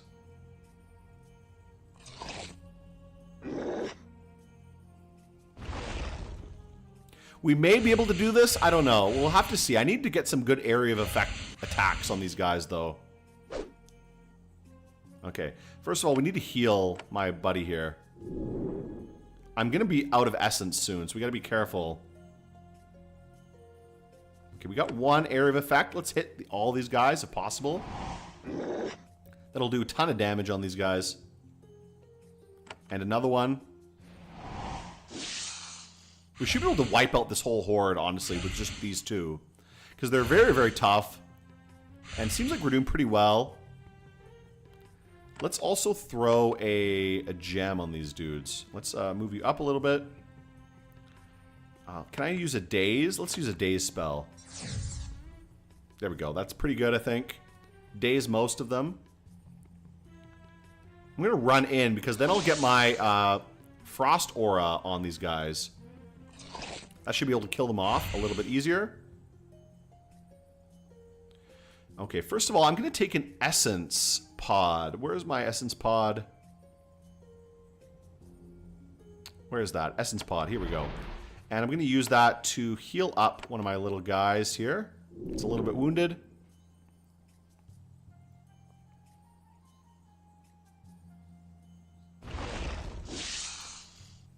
Okay, there. Frost Aura killed that one guy. We only have one left. So he dealt with this big group pretty easily. Great. Okay, that was really easy. So these guys are just like scrubs, to be honest. Let me read up the Christian demonology is a lot of European folklore given church-approved layer of paint. You aren't leaving an offering for the brownie to help with the choirs. It's for Saint Wosit. But that's not really demonology. That's saint worship, which I think is different than what they mean. I mean literally the actual working with demons, either trying to control them or make deals with them and stuff like that. Like that whole concept, I feel is different from the saint worship. I know maybe Protestants won't see it as different, but I do feel it is a relevant difference, you know? Ooh, this is nice. Let's wear that. And we don't need these things. Now, we're pretty weak. We did take a lot of damage, but we might be able to make it to Pentil now. Let me just heal myself a little bit, because that's the most important thing. I do have a lot of healing pods, so it shouldn't be a big deal. But like I said, I do think the demonology thing I talked about, it does have connections, obviously, with the Jewish mysticism, but I think it does have a lot of connection with older paganism as well, where, as you say, maybe a lot of these kind of older beliefs were kind of transmuted into saint worship, but also, I think a lot of them were kind of rolled into demonology as well, where it's kind of like frowned upon, but it still exists, and it's kind of treated as this like forbidden knowledge or something for only the very faithful people to do. Okay, let's see. I do not. Okay, does not hesitate. Please, Shaper, take anything valuable in the camp. It's an honor to assist you. I do not require your permission, Serval. If I want it, I will take it. Of course, Shaper. I forget myself. What's ours is yours. Okay. I don't actually want to take anything because they don't have anything useful. Okay, tell me about your troubles. The west gate of Pentil is northeast. However, it is blocked. There are many rogues there in a defensive position. We aren't strong enough to defeat them. Are you aware that I've already broken through the Artilla force and cleared the blockade? Geez, what a snarky response, to be honest. Like, actually... Protestants are funny. Saul conjuring up Samuel's spirit from Sheol via Witch of Endor was wild to read the first time. Also, Samuel dunks on Saul even in death. Shaper's supposed to be more powerful. Shek will be fun to see the others. Demonologism is a banned practice. Yeah, Shapers are not the only magical sect, but they're the most powerful and the most exclusive. And all the other ones are somehow... Are you aware you loosely resemble Chudjack? I am aware of that. That's why I use him a lot in my videos. I know my icon for my my channel is like the low IQ Celt Jack or whatever. But I feel like if I was going to make my channel again, I would probably use the Chudjack instead, because he's a little funny guy. I like him as a character, you know. He's almost like a Byronic hero of sorts. At least the way I see him as. So I kind of like him, using him as a little mascot on my channel to some degree. And because he does look like me too. I think it's all the changing editions of the Mesopotamian God Brothers. Copper is your Sumerians, bronze is your Jews, iron is your Christians, feudal is Islam, enlightenment is Protestants. I mean, there's very obviously continuations with everything in the Western tradition, going back to Mesopotamia and to these older paganisms. Like, it's not just like one totally new thing versus another. There's a lot of inheritance everywhere in the Western tradition, you know? Like, and even for Muslims, I think if you a lot of Westerners, I think, don't really know much about Islam and don't bother to learn about it. But if you do actually look into Muslim theology and what they actually are supposed to believe versus what they maybe say, it's actually very similar to what a lot of the older paganisms are. And arguably, I would argue, I'm not really a Muslim apologist or anything, but I would argue what they believe and how they behave is a little bit closer to the older paganism than what modern Europeans tend to follow. Okay, we're at Pentil. Finally, let's meet the Aubers.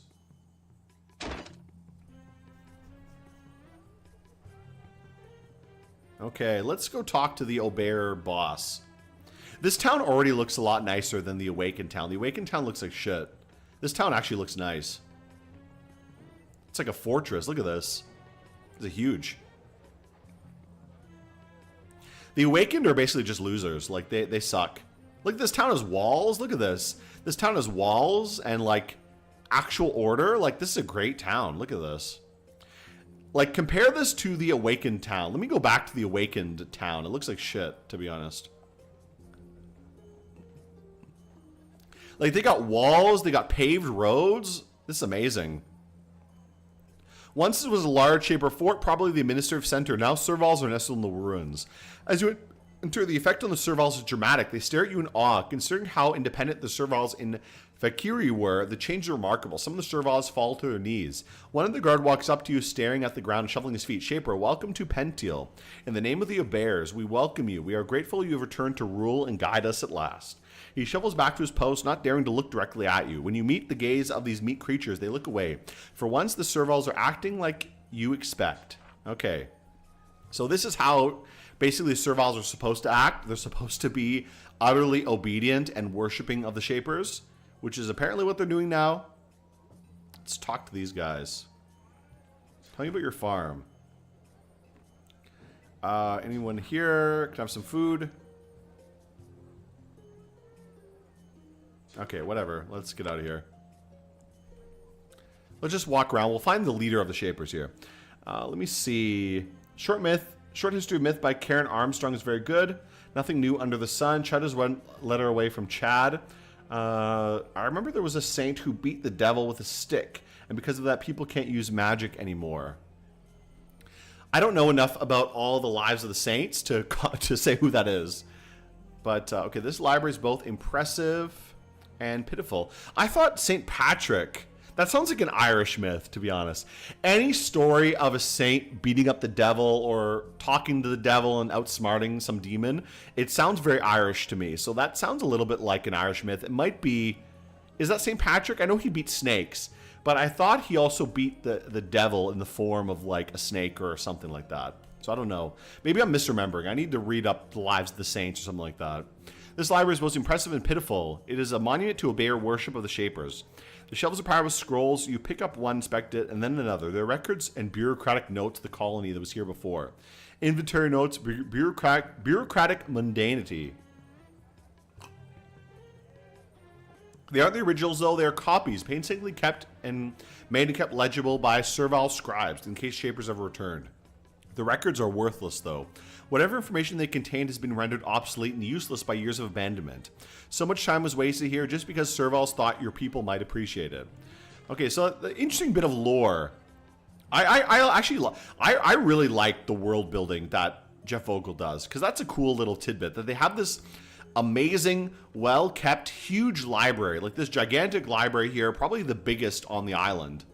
But basically everything here is worthless. You know, like all this information they're keeping is useless information, because basically just keeping records of random like notes and bureaucratic records that the Shapers kept. But you know what?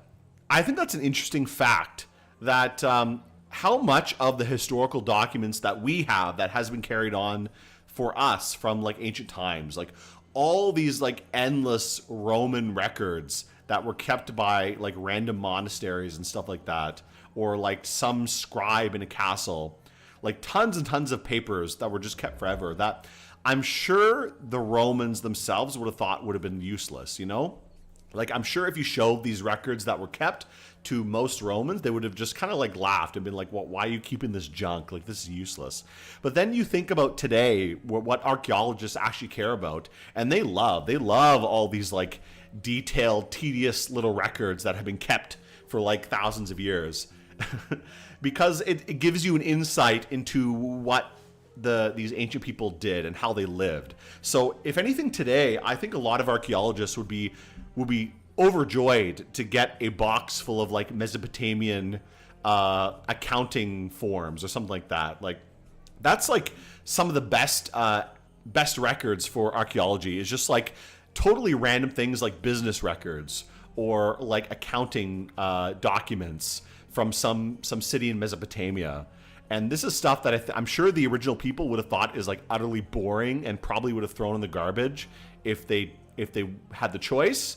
But today it's super valuable, and because people kept these documents for whatever reason, they thought it was important, they thought it was valuable for whatever reason, that it's actually incredibly useful for us today. So that is, I like this little lore bit of the value of certain information kind of going up and down over time, you know? So it's not always a bad thing to keep and maintain useless information, because that useless information might be very, very useful in, who knows, 1,000 years. Because who knows, what if like in 1,000 years, all of the shit posts you guys make online that you think are just totally disposable and junk and doesn't matter, maybe in like 1,000 years, that's going to be like prime archaeological details where people are going through these ancient hard drives, looking at little bits of all these shit posts and comments you guys make, and trying to figure out what life was like in the 21st century, before the great dark age that might be coming soon. You never know. Okay, enough talking. Let's go continue with the game here. I lead the Aubers. Let's talk to this guy. The face of the leader of Penteal, an old servile sitting on his throne. You're trained to look at creations and evaluate their mental state. You've never met a creation so conflicted. Finally, he says, Shaper, I have heard of your arrival. I am awed and grateful that you have returned to us at last. I'm Radel. I'm the leader of the Aubers, the only sect that has stayed steadfast and true to you. We know that you are alone here. Rogues hunt you, and as they do all of us. We hope that you have come to assist us and reward us for our obedience. He watched you patiently. I am going to reward their obedience. Let's see. Your obedience pleases me. I will look after you. This servile has spent many years in command, plotting and scheming. He now has come to face with what he has worshipped for many years, on cunning fight within him, as he tries to decide how to deal with you. Then we have done well. We have been frightened. We never knew if we were doing the right thing. Now we know. We'll spread the good news. What do you want here, Shaper? We Aubers can provide shelter and information. We only need to hear what you want. Okay, I want to learn more about the Aubers. Godly Shaper, my life is centered around our beliefs. I think that we will be pleasing to you. We want nothing but to know your kind, the obedience we owe you as creators. We hope one day we will be able to convince you to give us your support. Let me, which route here? Sorry, let me finish reading this and then I'll read the comments, because I see a lot of people commenting stuff that I want to read through, but let me finish reading what this guy says. Okay, we help you give your support. Tell me about the Obeyer's beliefs. It's simple, Shaper. Our beliefs are exactly those of you and your people. You are our creators, and we were not there, and we are. Through your will.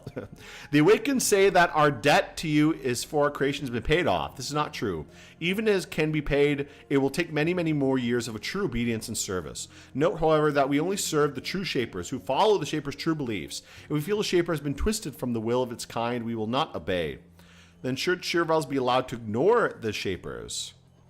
I am impressed by your wisdom and self-control in the face of adversity. You deserve to be rewarded for your loyalty. You do not deserve the right thing. You owe us no obedience. True Shapers. I'm going to say I'm impressed by your wisdom.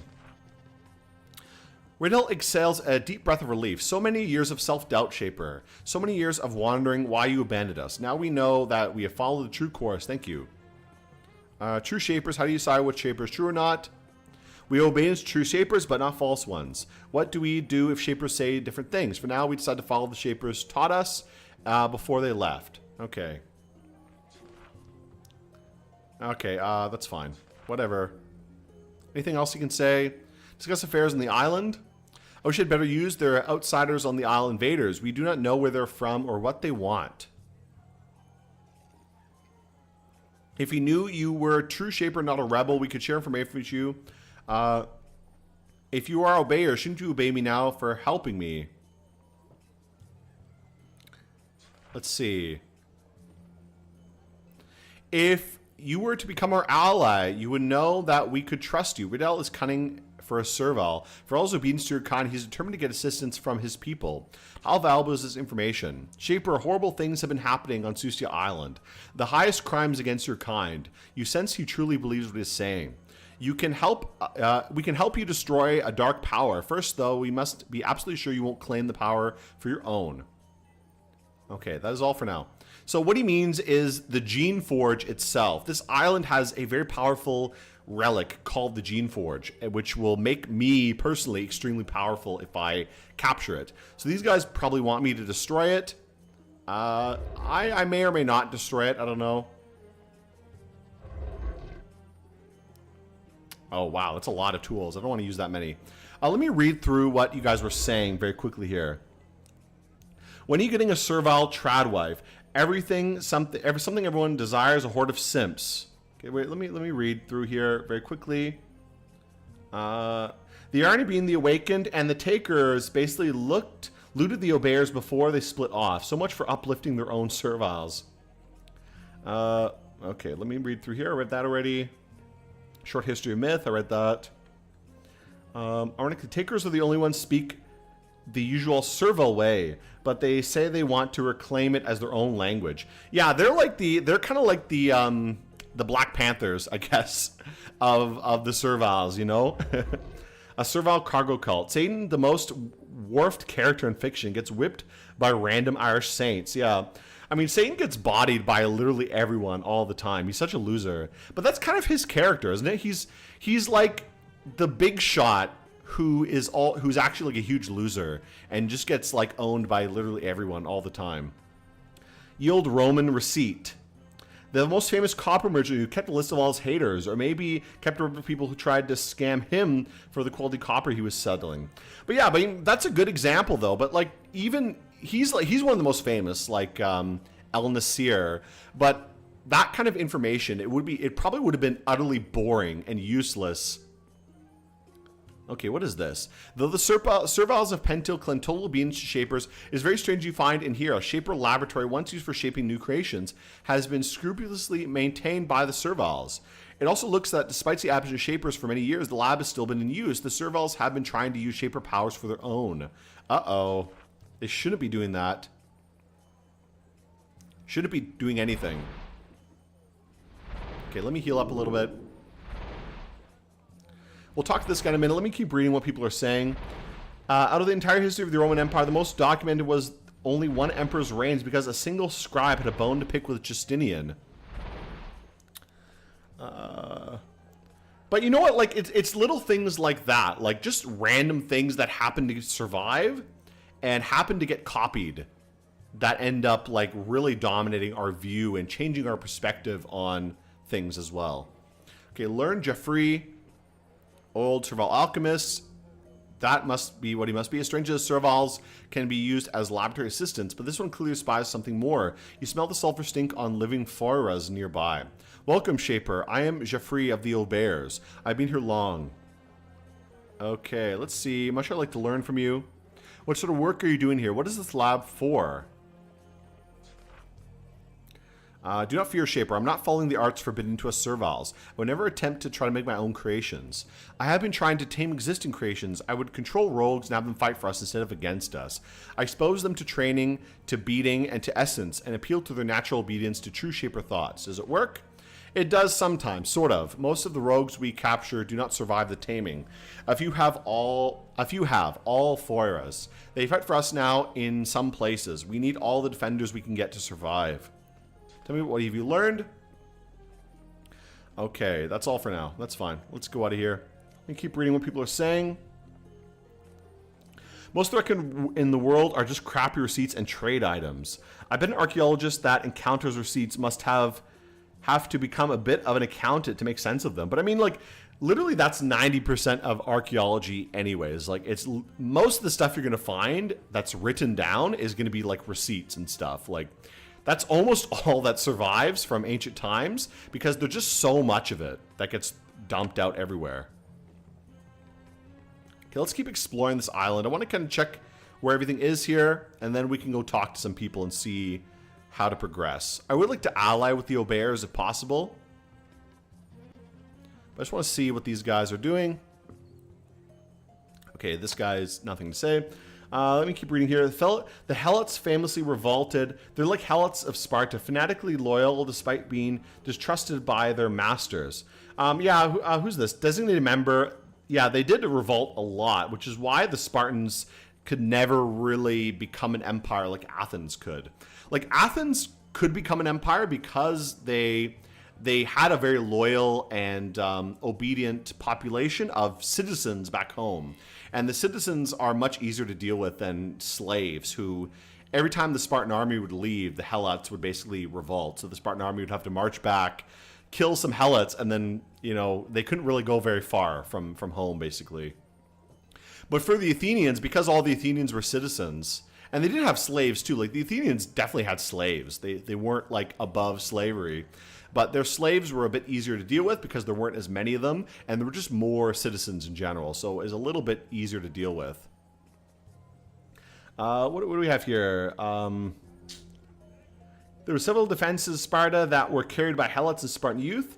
I mean, it's a mixed bag. Definitely they were loyal, but that doesn't mean they didn't revolt. And definitely whenever the Spartan army would walk off, they tended to take the opportunity to revolt or try to get more concessions from the Spartans. What's say? Geneforge on my wish list now. I would recommend getting Geneforge-1 and 2. They're actually both on sale right now for a really big discount. The remake series, so Geneforge Mutagen and Geneforge 2 Infestation, are both on sale right now for the summer sale. So I definitely recommend picking those two up if you like Geneforge. I'm just going to explore this town a little bit, and then I'm going to make my way out of here. Sparta probably has the most over-exaggerated historical records in Europe. We're about 30 seconds away from Herculaneum scrolls posting. Let me see here. What's even wilder is that most civilizations never invented writing. History books. The Greeks were real outliers. Yeah, crazy. Sparta was like a Gulf country without oil.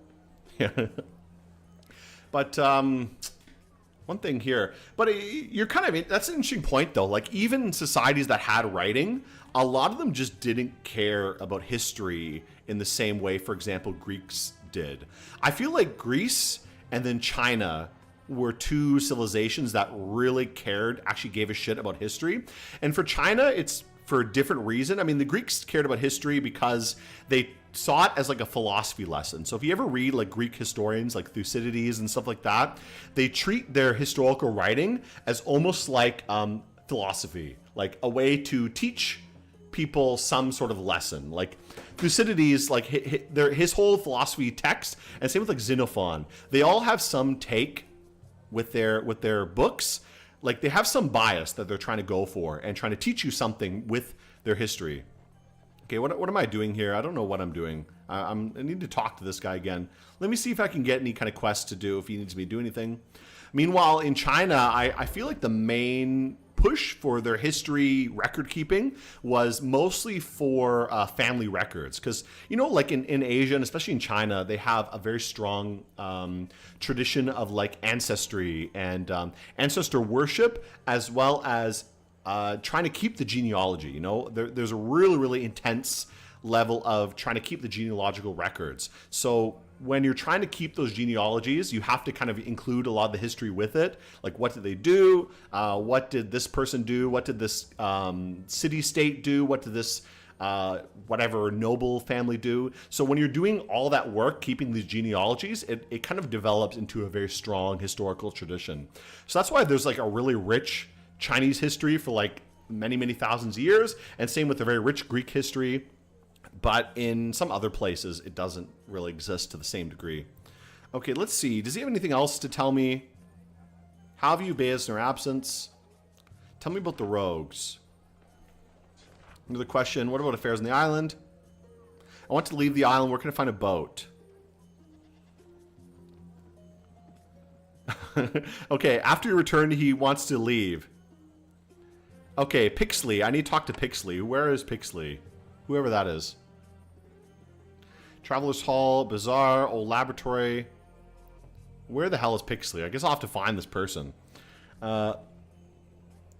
Pagan northern countries cared about genealogies, but not much to write. Well, they did and they didn't. They didn't care about it in the same way the Chinese did, I think. I don't think anywhere in Europe ever took ancestry and ancestor worship to the same degree as the Chinese did, and even still do today. Like in Asia, like that type of idea is so like deeply set, where I think I can't think of any European society that ever cared about it as much, you know? I think in a lot of these pagan societies, like in Rome had a strong history of genealogy, and they cared a lot about who their family members were and so on. But it wasn't to the same degree where they really cared about these really heavily detailed histories of all these members of the family. Like they that was probably the closest to what China did, like where they would try to like remember so and so in my family did this, and he's descended from this line and such like that. But I feel like it was very limited. It wasn't something that most people cared about. It was mostly the elite, which I guess is kind of true in China too. But at least in China, you did have a wider segment of the population who actually was interested in ancestry and genealogy and trying to somehow keep a record of that. I don't know what to say. Maybe you're right. Maybe there is more carryover of that. Like I do know, at least for the Romans, they did care about it a lot. For northern like pagans, I don't know. It's hard to say. I don't know how much they actually cared about it in terms of keeping detailed records. Like they never really had that much record of anything, right? Okay, let's keep looking for this person, Pixel. Greek Splinterbean wrote things. They wrote books because they convince people in more autocratic societies you could just order people to believe things. I mean, like, yeah, I guess. It's not like Greeks were afraid of autocracy either, or like top-down governance. Like they're very happy to force people to believe whatever. So I don't know if I would agree with that. I mean, even in like Athens was one of the more, they're democratic, so they're more open to debate and stuff than many other Greek cities. But even then, it's not like they were above just forcing people to believe whatever. I mean, they did kill Socrates for mouthing off too much. So where the fuck is this person, Pixel, or whatever they are, Pixem, or whoever this person is? Maybe in the library. Let me just look around the town more. I need to find who this is. A record of who owns what, because whose daddy was who, because we really don't want another bloody feud over who gets those goats, okay?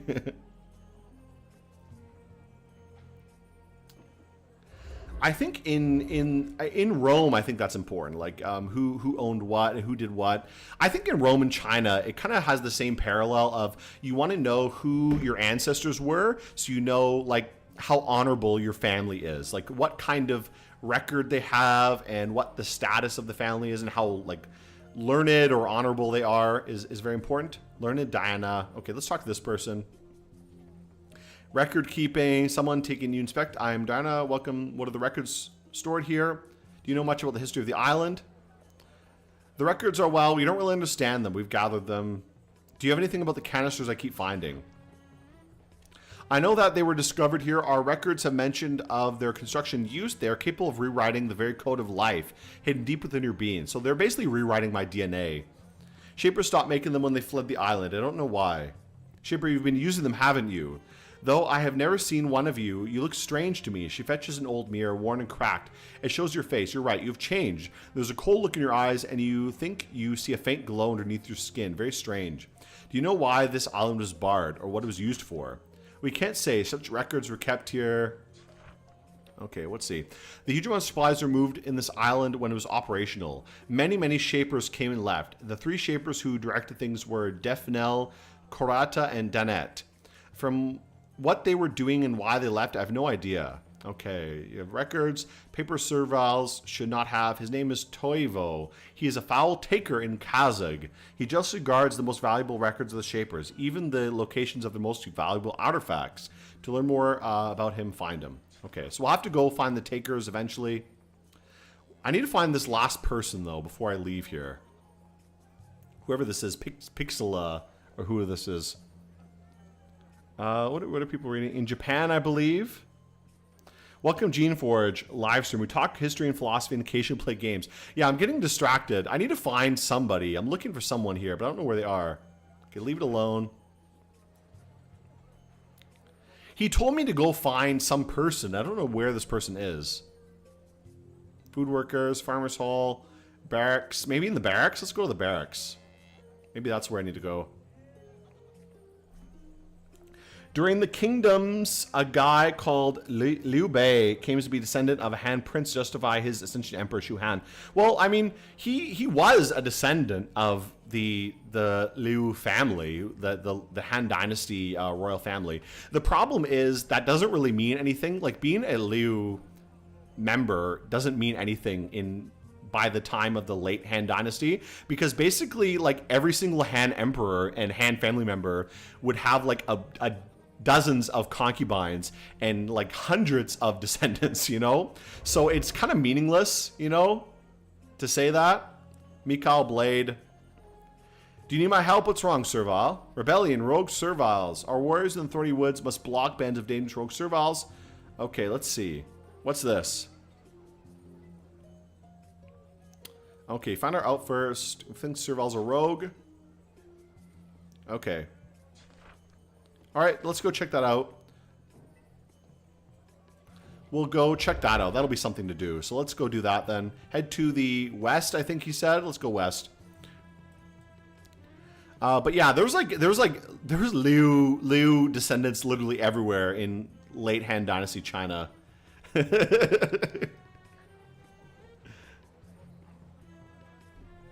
Okay, let's get out of here. I heard a joke once, or I thought of a joke once before when I was planning to do a stream for Three Kingdoms Total War. It's like if you put a fat activist and a late Han Dynasty emperor in a room in a Dying Before 430 contest, who do you think would win? Because every single late Han Dynasty emperor like died in their 20s or something ridiculous like that. Okay, Pentil East. Let's go around here. Okay, so there's Rogue Creations. What do they have to say about this? Who's this guy, Poole? I'm Obear Poole, scout for East Pentil. Greetings. I'd like to learn more of the area. You've been in the wastes. They are to the north. No friendly settlements of any kind. No surprise. Many rogues have been rogues there for years, but they've gotten worse. Okay, what's east of here? Between here and Kazakh, there are heavy woods. Plenty of rogues. No surprises there. There are 2 small civil settlements. One of Aubert's there on the south coast. They will help you. Another settlement is in Util. They will attack you. Okay. If you find Fire of Sign, look around. They might be able to kill the beast. Okay, there's a rogue Fire called Seer. So maybe look for that. Let's go look for that then. We'll talk to these guys, see if we can do any quests for them. Garnet, let's talk to you. This servals as a betrayal level of Bloodlust, which wouldn't be out of place in one of the more fanatical guardians. He has been placed out here to keep the rogues away from Pentil. He loves every minute of it. Welcome, Shaper. I'm Garnet of the Auberts. Welcome to our guardhouse. How are the conditions in these woods? Bad. There are crows out in the woods. Lots of them. We know they're coming from, and now we're trying to figure out how to kill them. Be careful if you go out there. There are ambushes everywhere. What made the crows? Huge spawners. Okay, so we'll look at the spawners later. I don't know. There are lots of old Shaper ruins near here with stone basins. One day a patrol found basins full of reeking goo. Didn't know where it came from. Next night, spawners had grown there and our troubles began. Okay, so it's basically someone is using the Geneforge to make these kind of creations. They're not as good as the normal Shaper creations, but they are very dangerous and they're spawning weird things everywhere. So let's go look around this area and we'll go try to kill them, I guess. Never liked Total War S games in China. Europe had just such more cultural variance. Real OP continent. Well, I think it doesn't help China that it was like more unified for so long. It's just hard to have an interesting game when you're basically just dealing with a very small segment of history when there's like civil war going on and basically everyone is still part of the same country. Like Europe was divided for much longer and much more often, so it does make for a more dynamic war game setting. It's like trying to play a game in the height of the Roman Empire. It's like, yeah, I mean it's okay, but it's always more fun building the Roman Empire than playing the Roman Empire. You know what I mean? Nobody wants to play the peak empire. Everybody wants to make the peak empire and then quit playing. So that's always the more fun part. Okay, let's explore around here. Dynastic China, we're going to castrate our bean counters so they don't prioritize their families over the nation. Proceeds to prioritize themselves. I was reading, I read a book recently. It was talking about late Han Dynasty China, and it is really funny how it just keeps happening again and again. Like, you have an emperor who creates this caste of very weak nobles. So because the nobles are so weak, they tend to rely on the eunuchs to do everything. So the eunuchs are obviously the people who learn everything and have the most skill. They become the new elite caste. But then the problem becomes they want to kind of have their own kind of power. And since they don't have families, they're just trying to accrue power for themselves. Uh-oh. Gotta be careful. I accidentally ran in here.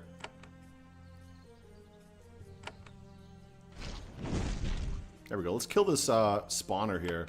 I'm talking too much. I need to actually do my job here and kill this stuff. Okay, let's kill these guys very quickly.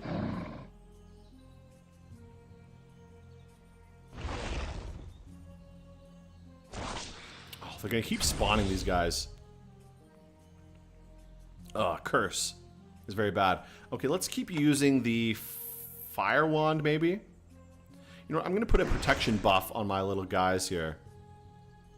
Just keep focusing down the spawner.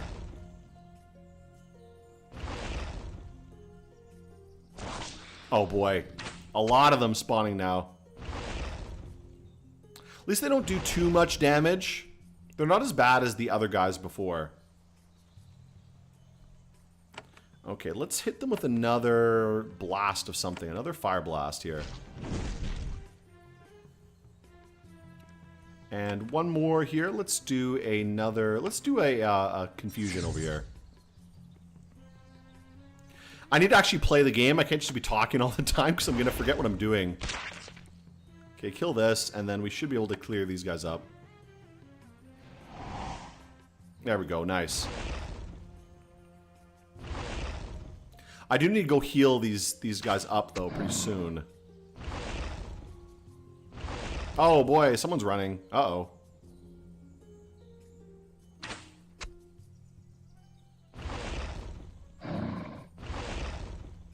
Ooh, taking a lot of damage.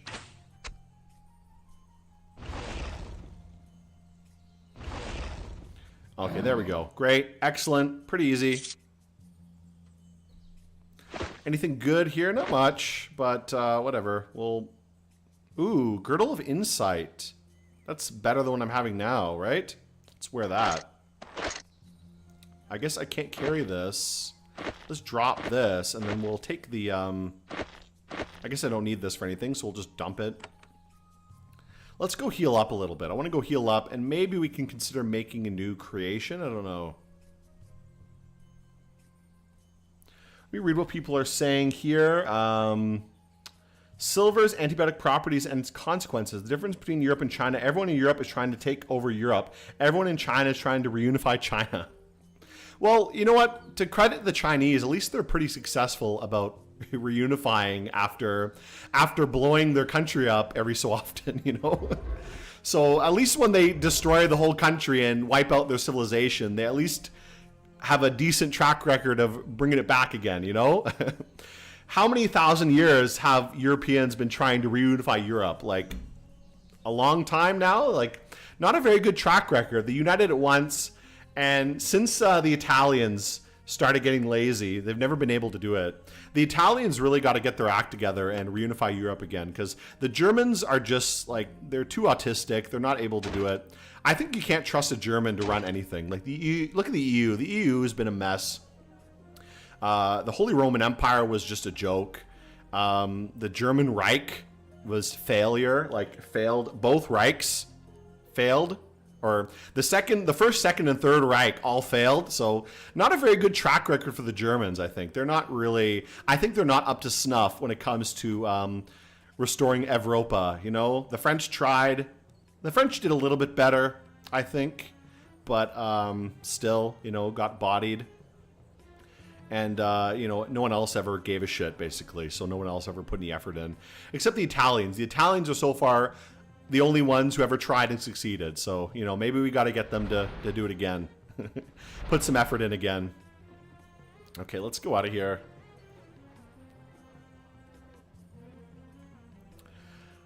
Let's see. Ian was going to save the hand, but they killed him for it. Can you make more dinosaurs? Yeah, I can actually make a swarm. You know what? Let's redo our setup here. I'm going to absorb my creations, and we're going to make a swarm of raptors. That'll be pretty funny. Let's make the cheap raptors, and we'll make a big swarm of them.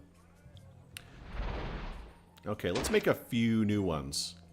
We'll do the cheap ones, and we'll do haste, and then what else? Could do overload. That might be pretty good. I think I might just get the maybe magic skill upgrader. Let's just do this. We'll do fire breath and haste for all these guys. That'll be pretty good. Fire breath and haste, and maybe cone of fire. How many can I make? If I just do a very basic setup, like fire breath, haste, maybe some health upgrade.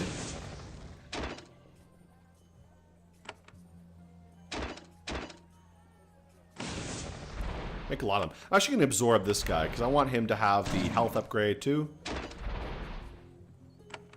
Let's make fire breath, haste, endurance upgrade. Get them a little bit more health. Can make maybe one more. One or two more. There we go. 4. Can make one more. I have enough for one more. With no skills. Just one little shitty one. So there. We got 5 raptors now. That's great. Raptor gang rolling out. Okay, so we'll make a big horde of raptors this time, just for fun. We'll go and see how this goes. You know what? I could go even cheaper and make even more, but I feel like it's going to be impossible to manage. So maybe we'll try that. What do you think? I could make even more of these guys. Make like 10 of them, to be honest, if I make them as cheap as possible. There's no reason I shouldn't absorb them. Like, I can absorb them if I want. Okay. Let's make... we can make just a horde of cheapos. Actually, you know what? I would like to give them at least haste. So let's do that. We'll give them all haste, because haste is really good for these guys. It means they can attack more often.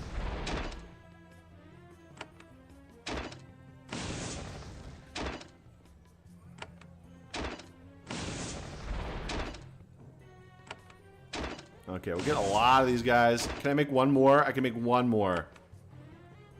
That's it. That's all my essence. 1, 2, 3, 4, 5, 6. So 6 raptors now. If I go pretty cheapo. I could probably go more if I go absolute maximum, like, cheap mode. But I do want them to be a little bit effective. So give them haste, as at least they'll be able to attack more often. So we got like 6 raptors now. I could probably go up to 8 if I just went absolute as cheap as possible. Why not make a really strong one? You can. Before I was playing with 2 very strong ones, but I just want to try making a swarm for now. So we'll try the opposite, because before I had the 2 cryoras and I made them very strong, but instead of making them strong, I'm going to have a horde of fairly weak ones, and we'll try that. Oh, we got to wait for these guys to collect up. Ready to leave? Let's go here. Go check it out. French dominance is just them complaining about how the EU should be replacing English with French. You know what? I like the French. I think they always have a good idea. I mean, how can you be mad at the French now when basically the modern kind of situation with the US is proving de Gaulle. Basically, de Gaulle was totally right, and the Europeans should have listened to him, and they didn't, and it's their own fault. They're getting fucked now, you know? De Gaulle was the only smart European leader in the post-war, to be honest. Everyone else was just like lazy and stupid. Oh, we got a lot of guys here. Let's go deal with these guys. Hit them with a flame blast. And then let's run away. We're going to get Raptor Swarm here.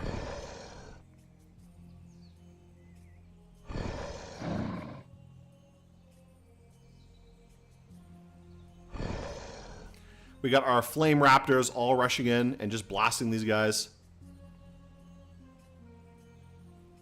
I can't attack a foe I can't see. What? Oh, too far away, that's why. These guys are not that strong, so they might end up dying very quickly.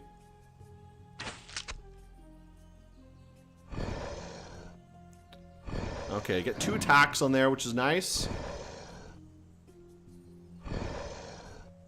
Getting these guys hasted means sometimes they'll get extra attacks, which is quite good. So right here, I'm getting extra attack from this guy. Ooh, a little nest. Cool. He's going to Zerg Rush because action economy. Well, it depends. I do think stronger ones are useful. I feel like my setup before with having 2 or 3 fairly strong ones is actually a bit better than having to swarm. The problem with the swarm is these guys are going to probably die fairly easily, and then it's going to be hard for me to rebuild them. I'm going to have to keep running back and forth to make more. With just like 1 or 2, it's a little bit easier to manage and keep them alive, you know, and buff them and stuff. But I don't know. I don't have any essence left, so I'd have to maybe delete one of these guys and try to use my essence to buff them up a little bit. What do we have here? Chainmail, okay, that's fine. Let's see, de Gaulle was right, but current France is totally subservient to the US. Well, all of the West is subservient to the US. That's not like anything, that's not the French's fault, to be honest. There isn't a single Western country that isn't just a glorified US like vassal, you know? And basically what Trump is doing that makes a lot of the Europeans and my country, Canada, seethe so much is basically just coming out in the open and just making that fact, like, being very obvious with that fact. So it's not that Trump is doing anything new or being so outrageous. It's that he's just being honest, you know? I think that's the problem, you know? I think a lot of the Europeans were happy to pretend otherwise for a very, very long time. And it's really their fault that they allowed this to happen. And I don't blame the Americans for taking advantage of it now, because basically this has been going on for way too long. And I think it's not affordable for the Americans anymore to keep it going. So it's like, why not just come out in the open and be like, yeah, you're the vassal, you know, you gotta deal with us now. So I don't blame the Americans for doing that. But I do think I obviously would like my country and Europeans to be a little bit more independent, but I don't know if it's going to happen. You know, I don't know. Maybe it will, maybe it won't. Who knows?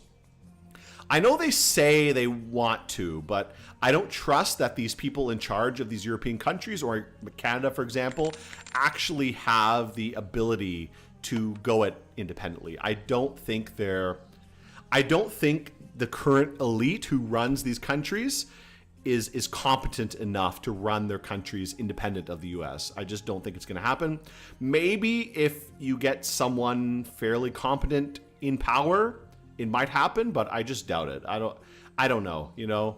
Maybe Tony Blair. If Tony Blair comes back from exile and takes over the UK as Lord Protector, maybe he could do it. Maybe he could lead the Anglosphere to a new golden age of technocratic liberalism outside of the US sphere of influence. But aside from that, I don't think there's anyone competent who could do it, you know? So, I don't know. Trump is what happens when a narcissist with all the power in the world can't outrun the Reaper. I do think he himself personally, he does have that kind of obvious narcissistic streak where he just wants power and he wants to accrue as much like fame and just accrue as much as possible for himself before he dies. He's like the peak boomer, you know? He wants everything that's coming, he feels is coming to him before he dies off, and he doesn't want to give anything away. So he's like boomerism, the boomer mentality manifest as a single individual, you know? But beyond what he personally is doing, I don't think it's just him only. I think anyone who's saying like, oh, Trump is he's just crazy. He's just crazy and he's doing this stuff and this is not normal. And once he's gone, everything will be normal. I think anyone who's saying that is naive. I think anyone who's thinking that Trump is somehow outside of the norm doesn't understand what's going on right now. I think Trump is doing stuff. He's allowed to do what he's doing because the US government as a whole wants this to happen. And I think even if you have a Democrat in charge, if he loses an election, if the Republicans lose and a Democrat comes in charge, I don't think it's going to be any different. I think it's going to be the exact same. I think they're going to start being aggressive and the policy will continue. Whatever the Democrats say, I don't think they'll actually do anything different. Just like Labour in the UK or the Liberals in my country, like it really is irrelevant party-wise. They all do the same thing, you know? They all have the same policy in the background. So the Republicans and Democrats both have the same policy in the background, I think. I don't think there'd be any realistic difference if the Democrats take over the US versus the Republicans currently. I think the main thing going on is because politics in the US are getting so intensified that I think the real issue is not about Republicans, Democrats, but more about the radical wings of both parties, like the radical right wing and the radical left wing. As these groups gain power and start to become more aggressive, then you might see something really different happening. But I don't know if that will happen anytime soon. I mean, maybe it will. It's kind of happening under Trump a little bit. Like you're getting more of the radical elements causing trouble, you know, both left and right. So who knows what's happening with that. I'm not a relay politics person, so I can't comment about that. I'm just saying that I think there's a lot more going on than just Trump personally being like a crazy guy. I think there's deeper systematic issues with the American empire that are coming to a head at the moment. And Trump is just kind of using that to his own advantage at the moment. FDR was a lame, literally cripple bitch bully. If anything, the US about, even with the FDR era. Well, like, FDR, his factional ideology was all about having a kind of a world order where basically everyone could somehow talk together and work things out. Like he was basically the biggest voice behind this kind of UN and League of Nations idea. And that kind of happened after, but not exactly. You know, like if you read about the history of US politics in the post-war, it's actually really interesting. I feel like nobody ever talks about the late 40s. In the popular imagination, I feel like most people have this idea that, okay, there was World War II and then ended, and then suddenly it was it was just Cold War, and it was the Korean War. It was USA versus Soviets, and that's that. But it actually really was not that simple. If you read about the works of like Spikeman and like George Kennan and these people in the 1940s, 1950s, how they kind of developed the current world order out of the post-war order, it really wasn't that easy, where it was just like, okay, the war's over and now we're fighting the communists now. Like, there was a lot of people, including people like FDR and his group, you know, his faction, who actually wanted to keep the alliance, the alignment with the Soviets going. And there was a faction mostly under Truman and his kind of people, the realist type people like George Kennan, who wanted to combat the Soviets in some degree. Though I know Kennan changed his mind later, where he thought maybe we shouldn't be pushing the Soviets too much. Oh, here's another spawner. But in the 1940s, I think it wasn't so clear about what they were going to do, like how they were going to handle the Soviet Union, what exactly they wanted to achieve with the alliance, like if the alliance was going to be maintained, if it was going to break apart, and how the world would even be split, and if they would even split the world. I know they eventually decided they would basically split the world into two groups, the communist group and then the kind of American aligned group. But that definitely wasn't a foregone conclusion initially. It wasn't something that was just inevitable. Definitely in the 1940s, it was really chaotic, and it was definitely possible that a lot more of Europe could have either ended up being not communist aligned, or vice versa. More of Europe could have been communist aligned. Like, you could have had a communist Italy, or communist Greece, or communist whatever, England or France or whatever. Like, even I know the Communist Party was in power in France near the end of the war, so they could have very easily gone over to the Soviets if things had worked out differently, you know? So who knows? You're right, that Kennan was super sharp in that era and is very interesting. FDR just sucks because he created legal founding for having outsized executive authority in the U.S. That plus Congress is lazy. Well, you know what? Maybe I'm revealing my power level too much here, but I've been listening to a series that there's another YouTuber called Academic Agent, and he's making a YouTube series right now about like oligarchy, how oligarchy develops and things like that. And he made a video very recently where he talks about how oligarchies basically grow out of every system. And one thing he specifically mentions about the U.S. presidency, and I think he was mentioning specifically about, who was he talking about? I know he had a video recently that I watched. Preto, what is it? Vilfredo Preto, and he talks about how he discusses how the theories of this develop into basically power always accruing in the leadership. So basically, the president in the U.S. always gets more and more powerful, and he never gives up power. So all these things that FDR did, it's not like the president ever got rid of them, or Congress ever stepped in to do anything about it. Congress basically just does nothing and wastes everybody's time, you know? That's why you should be... That's why you should embrace anti-parliamentarianism and read Lenin. I recommend every... yeah, exactly.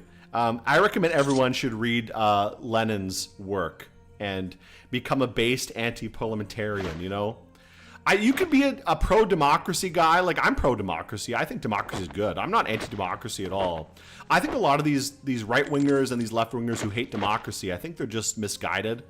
They hate the wrong thing. They hate parliamentarism, and they just don't know it, you know? I think parliamentarism, I think Lenin was correct, that parliament is an archaic mistake and is not a good thing. Who is the other guy? That was the other thing I was seeing the other day. What was it? Milise, I think. He mentioned about how he hated parliament in the SPD in Germany. And what was it? Yeah, but like parliament is just a waste of time. Like in Canada, parliament is such a waste. I kind of like Mark Carney because he just gives the finger to Parliament, you know? He just does whatever he wants and, like, fuck Parliament, you know? All the MPs are so pissed at him recently. Like, they're rebelling, they're criticizing him so much, but you know what? Like fuck them. They're wasting fucking time. The best thing, the reason I'm kind of on Team Carney right now is he dumped an MP in Canada called Gilberto. I can't pronounce his name, but this guy was the biggest like slimeball scumbag in Canadian politics for like years and years. Fucking hateful green energy type guy who just like was causing trouble all the fucking time. Basically, he's the guy who's arguably behind all these forest fires that Canada's been having for like the past 15 years, because he blocked all these efforts to have like fire burning, like official fire burning, fire prevention measures. He would block them because he said, oh, you can't burn down old trees because it will destroy habitats for some stupid animals, you know, which is idiotic. It's idiotic to say that, you know, but he was the guy behind that for years and years and years. So under his tenure, you have all these forests just like overgrowing. You have dead wood building up everywhere. You have these like beetle infestations eating all the wood, turning it into a basic giant tinderbox.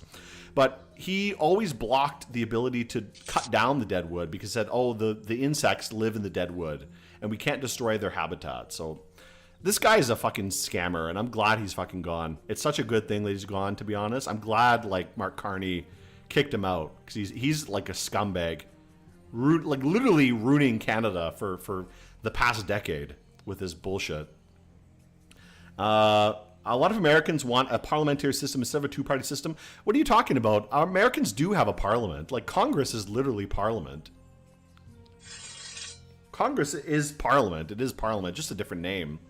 I think you mean a multi-party parliamentary system, right? Like, more than two parties. But it doesn't make any difference. Like, in Canada, there's no point to all the parties, you know? Literally, the Conservative and Liberal Party agree on absolutely everything. There's no disagreement there.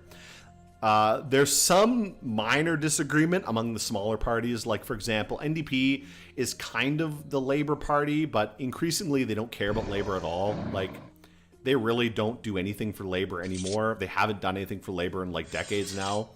And the other parties are just extremely niche interests. Like, the Green Party is just like environmentalism, which is just a fucking joke and a waste of time. You also have the Bloc Québécois, which is just the regionalist party, and you have some other regionalist parties as well who are just kind of, again, sort of useless. So, but that's the problem with parliamentarianism. You end up with just tons and tons of different... Okay, I'm running out of inventory space here. What can I dump? Let's dump this meat. I don't need this meat. You end up with a lot of just these niche parties who represent some kind of niche group, instead of having a unified front who can make decisions for the whole country. You have to just appease all these different little meme groups, like appease the Québécois, appease the workers, appease the green environmentalists, appease everybody, and it just makes everything a mess, you know? Like, I live in a communist country now, which is not a parliamentary country at all, and I honestly think it works way better. Like, there is a certain slowness in terms of how they react and how they pass laws, but at least they can make everything work and make everything stick. And I do think that kind of non-parliamentary democracy is a better idea. Like, I'm pro-democracy, but I'm anti-parliamentarianism. I think Lenin, if you read Lenin, I think Lenin had the right idea. But I do think you need some degree of democracy, because if you don't, it becomes very hard to deal with the masses.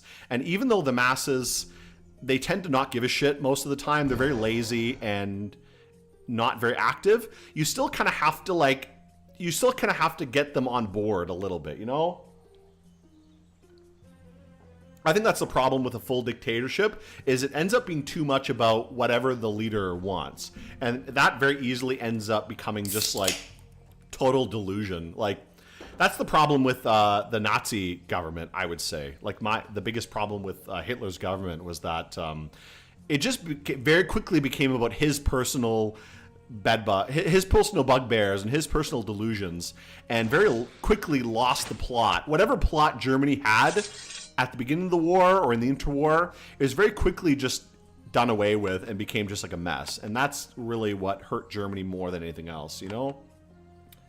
It just became just like this weird disaster of dealing with whatever Hitler's pet projects were, you know? And even if you have a competent dictator, like in some, I mean, you have plenty of competent dictators. Like Augustus was a very competent dictator, for example. But you can see how quickly that degraded from, you have one competent dictator like Augustus, and then immediately after it falls apart. Like Tiberius was good for a while, but then as soon as he got bored of being the dictator, he just like fucked off to his island, his like Epstein Island, and then Rome just fell apart after. Like it was a mess for like for generations afterwards. What do we say here? Mainly referring to the multi-party system, the fact that parties can form coalitions to make a government. But the problem with the coalition in the government, it's the exact same. I mean, the US system is not any different. Like there are still coalitions within these parties. Like for example, the Democrat Party has a socialist wing, it has its own labor wing, it has all these different parties within the Democrat Party, you know? And same with the Republicans. You have like actual like, you have like Christians, and you have like white nationalists, and you have like these business focused guys, you have libertarians, you have a lot of groups within these wider parties who interact, you know, and they do make deals and do stuff independently. And if you're ever actually a member of these parties, you do get to interact with these groups and then vote for them and stuff like that. So that shows you exactly how it works without a parliament, you know? You just have to do it all within the same party. And there has to be some degree of unity, which within the party, I think there is. I think there is a lot more unity within the party. I think most Democrats, for example, and most Republicans kind of agree on their general attitude of what they should be doing. Just they don't agree on the details. Even if in general they mostly agree.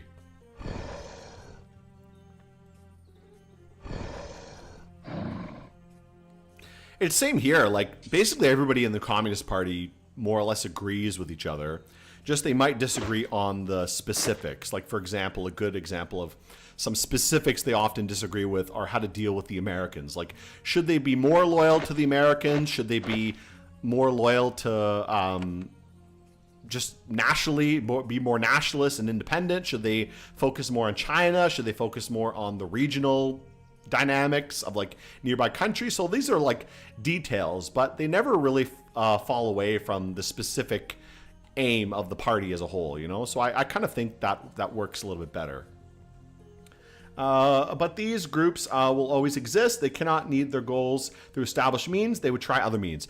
You are right. Like getting rid of their representation doesn't do anything. That's why I'm pro-democracy. I do think you need to give people representation, because if you don't, then they're gonna go for some other way to get representation. And if they can't have official, peaceful representation, eventually they will take, they will use aggressive measures to get representation, which usually means like civil war, civil conflict, which is not good. Like you don't want that to happen.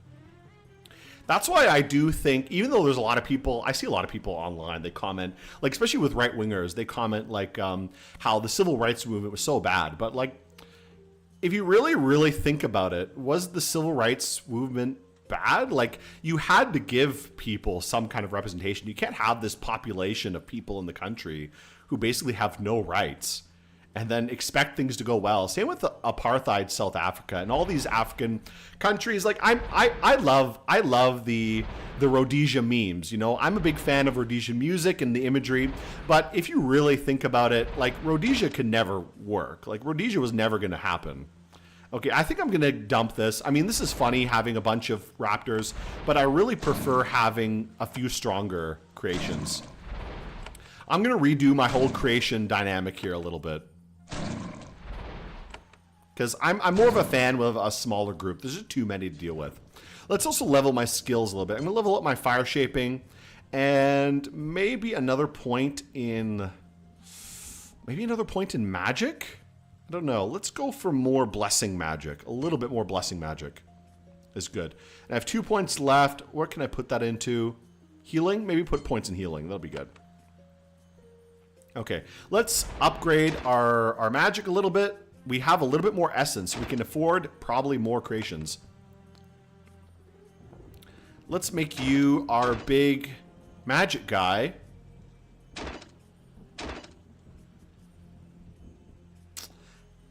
Yeah, that's pretty good. We'll make another one of these guys a close attack guy. There we go. That'll be pretty good. Kind of upgrade them a little bit. Make these guys a little bit stronger. And I have a little bit of essence left for one more. I think I'm not going to make one more, though. Let's actually just leave it like that, maybe. Leave a little bit of essence left over. I think that's pretty good. Yeah, we'll leave 10 essence left over. Okay, that's nice. Okay, let's get out of here. I kind of prefer having a smaller party with 2 stronger creations. I feel it's a bit easier to manage. Disco Elysium. I don't know. I know people say it's good, but when I hear RPG with just talking only, like I fucking hate talking in games. This game already has a lot of dialogue, and it's already a lot for me, you know? I'm not really a dialogue guy. I like mechanics. Because the mechanics in Geneforge are very fun, I'm tolerating the dialogue. And also, I like the writing. I like Jeff Vogel's writing, but I'm really not a dialogue guy. I'm not a character guy. So when I hear stuff about Disco Elysium that, oh, it's so character-focused and story-focused, it makes me kind of like, it makes my eyes roll into my head and my soul leave my body a little bit, you know? Yeah, more of a movie than a game. Yeah, I'm not into movie games. So I don't know. I mean, granted, probably the story is very good and it looks very nice, but I'm just not a fan of like movie games. I want a game where I can do something in the game, not just like talk to people, you know? If I want to talk to people, I'll go fucking outside, you know? Talking is the gameplay. Yeah, I'm not interested in that. Like if I want to watch a movie, I'll watch a movie. Okay, let's get out of here. I don't even know what I'm doing. I'm just killing things. They told me to find somebody. I don't know where this person is. Let me go talk to the leader again. See if he has any ideas about what the fuck I'm supposed to do. I've been talking way too much about, like, random political shit. Which is not... I guess it's kind of related to Geneforge. Geneforge is a very, like, in-depth kind of political game a little bit, you know? Let me read what people are saying here. Kojima was right. Everyone should have offshore platforms and nukes. I think Canada should have nukes. I think Canada should be more like North Korea.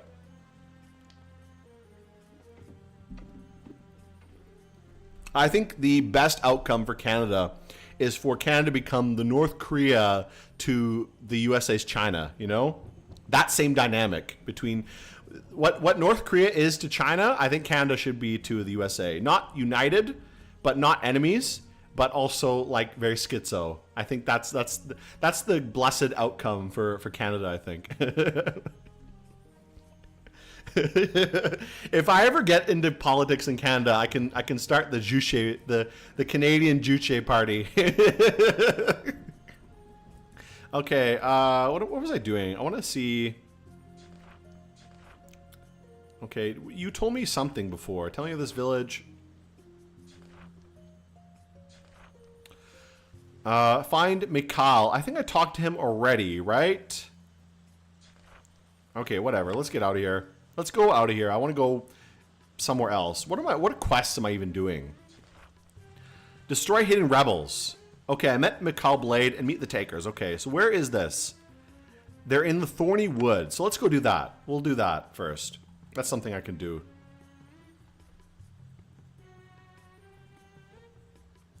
Government would govern more effectively. I would have less issues with it. Well, you know what? I don't know if there's any way to really resolve the current dilemma in many Western countries right now, especially the U.S. I mean, the biggest problem in the U.S. is that everybody hates each other. You know, that's the biggest problem, like really. Like, people hate each other a lot.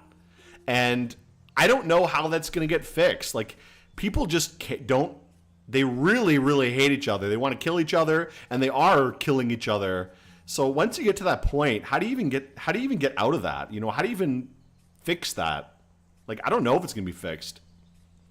I think Canada still has some future because people are not at the point where they want to kill each other. And that's good. You know, you don't want people killing each other in the country. Canadians, they tend to like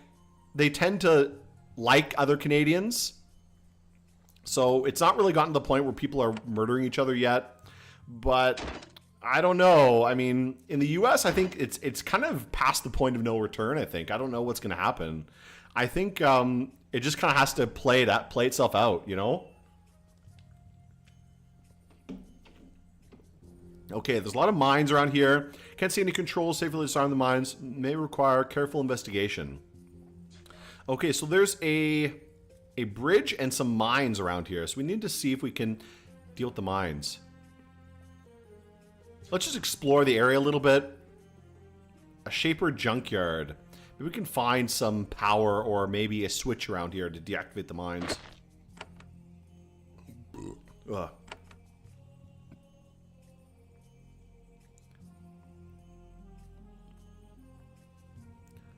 One thing I love about the heat right now... Oh! Okay, let's stay away from that. We don't want to go in the mines yet. I'm drinking my shameless advertising plug. I'm drinking some sarsaparilla here. So it'd be great thematically to play some New Vegas or something. What is this shit over here? Okay, let's see. What do we have around here? Okay, a lot of like slave batons and stuff like that. A lot of junk. Okay, let me see here. Social media made idiots hate each other, and they're the vast majority of people having kids. It's only going to get worse. I personally think it is going to get worse in the US at least. In Canada, I don't know. I mean, maybe... The problem with Canada is that we're next to the US, so anything that spills out of the US will eventually come to Canada. And also, even though I think Canadians are not so hateful of each other, I also think our leadership is just incompetent, you know? I do think Mark Carney is fairly competent, but I think he's one guy in a mess of just like incompetence, you know? And I don't think he can do anything to fix liberalism. I don't think he can fix the Canadian system. I think he's just trying to make things sort of work, and I don't think he's going to be successful. So, you know, whatever. Good for him at least, but I don't think it'll make any difference, honestly. I'm probably going to have to just blow up these mines. I don't see an easy way out of here. We'll have to probably activate the mines somehow. No, I wonder if I can activate them at range. Let me see if I can, like, shoot something. Can I shoot, like, a fireball? I can't. That's very annoying, but I could run one of my Fiora in here. Okay, what is the skip turn, right? End combat, there we go. Let's run one of you guys in here. Oh. Okay, so they only explode when a Shaper comes by. Okay, let's get out of here and go heal after taking a mine to the face. I guess that's an easy way to clear out this area. I could just explode them on myself, you know? And then heal myself a little bit. So let's do that. I'll heal myself up and then explode the mines again. Because I do have a lot of essence and I can just go back and heal again. And I won't waste all my energy on stuff. So let's just do that. I guess that's a really easy way to get through here.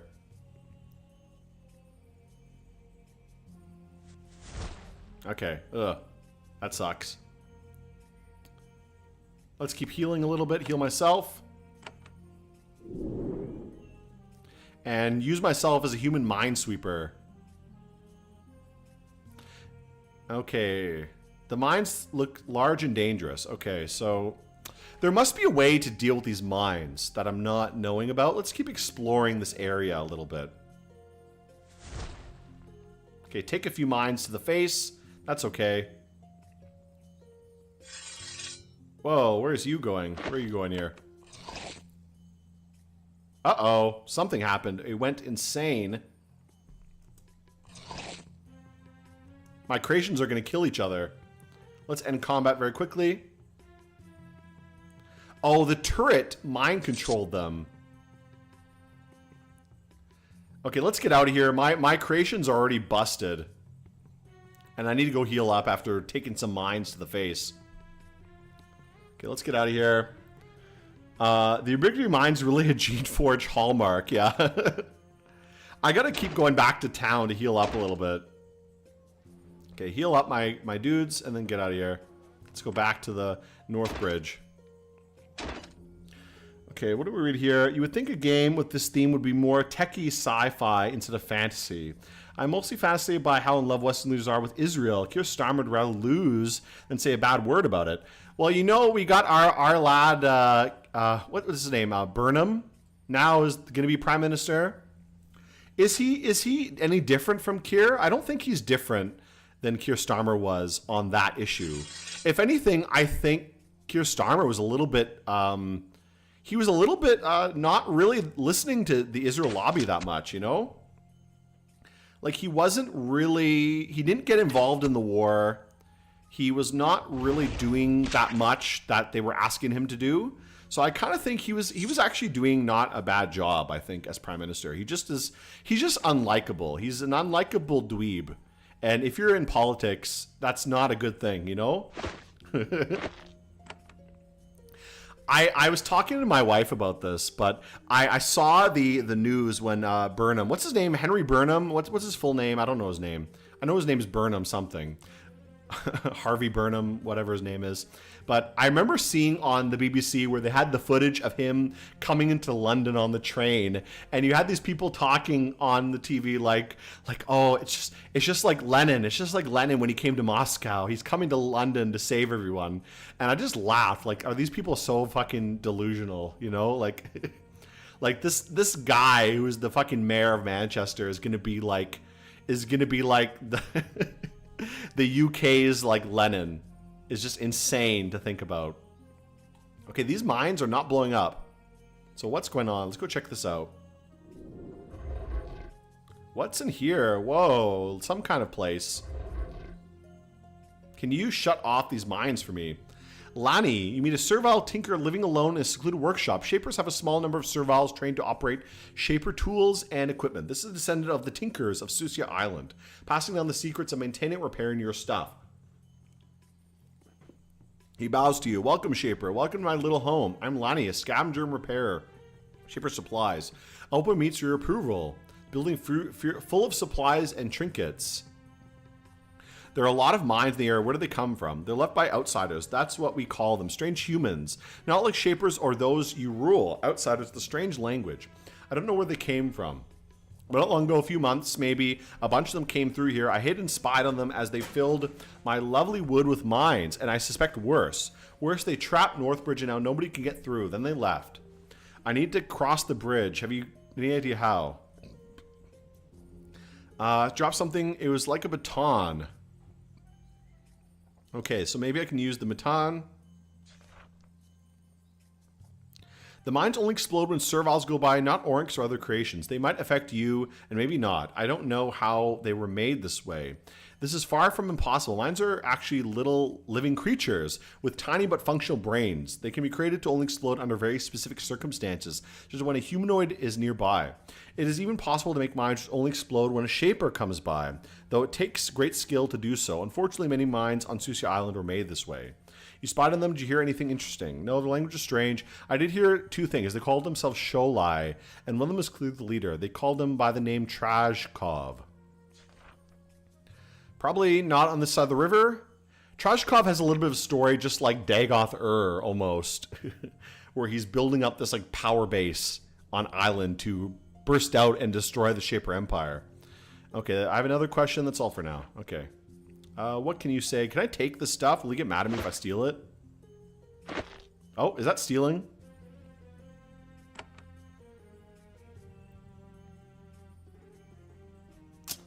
Can I heal up here? We have a little healing pond. Cool, let's get out of here then. Now, can I just take these tools? I would really, really like to take these. Okay, I think these are not yours. Okay, so I'll get in trouble if I steal them. Unfortunately. Now he mentioned something about a baton, right? He said there was a baton I can use to somehow fight these mines. What did he say about it? Let me talk to him again. Where do they come from? I need to cross the bridge. Do you have any ideas? Something might help. Before the outset, let someone drop a baton. I got it. It's a tool like a baton. It's in a cabinet in the back room. Okay, let's go check that out. Repair the baton.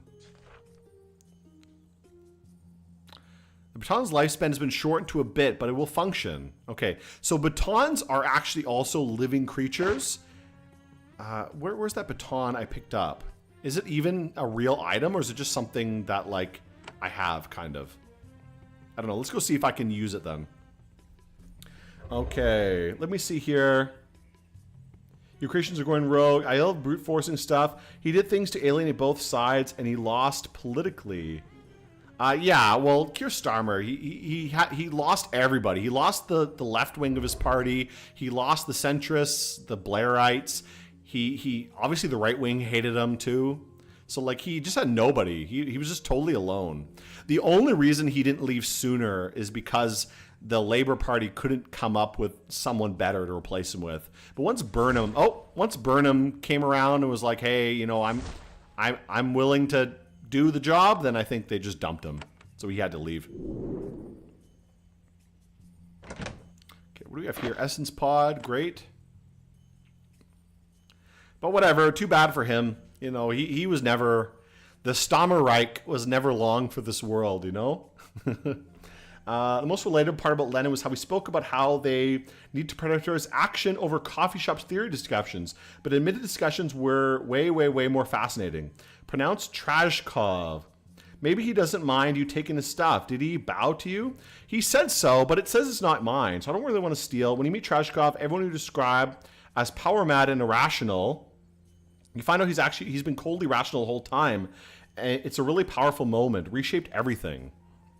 Well, all these serviles are a little bit delusional themselves. So how can I use this baton to deal with these guys? Can I use any item on these guys? They say I have a baton, but I can't actually do anything with these guys. Let's see if I can I just blow these guys up? No, okay. It said I have a baton, but how do I actually use that to do anything? See, the mines are still exploding on top of me and my creations here.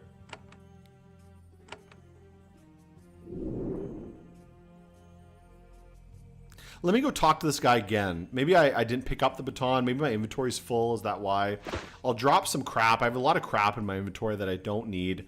Like, I have a ton of these thorn batons I don't really need.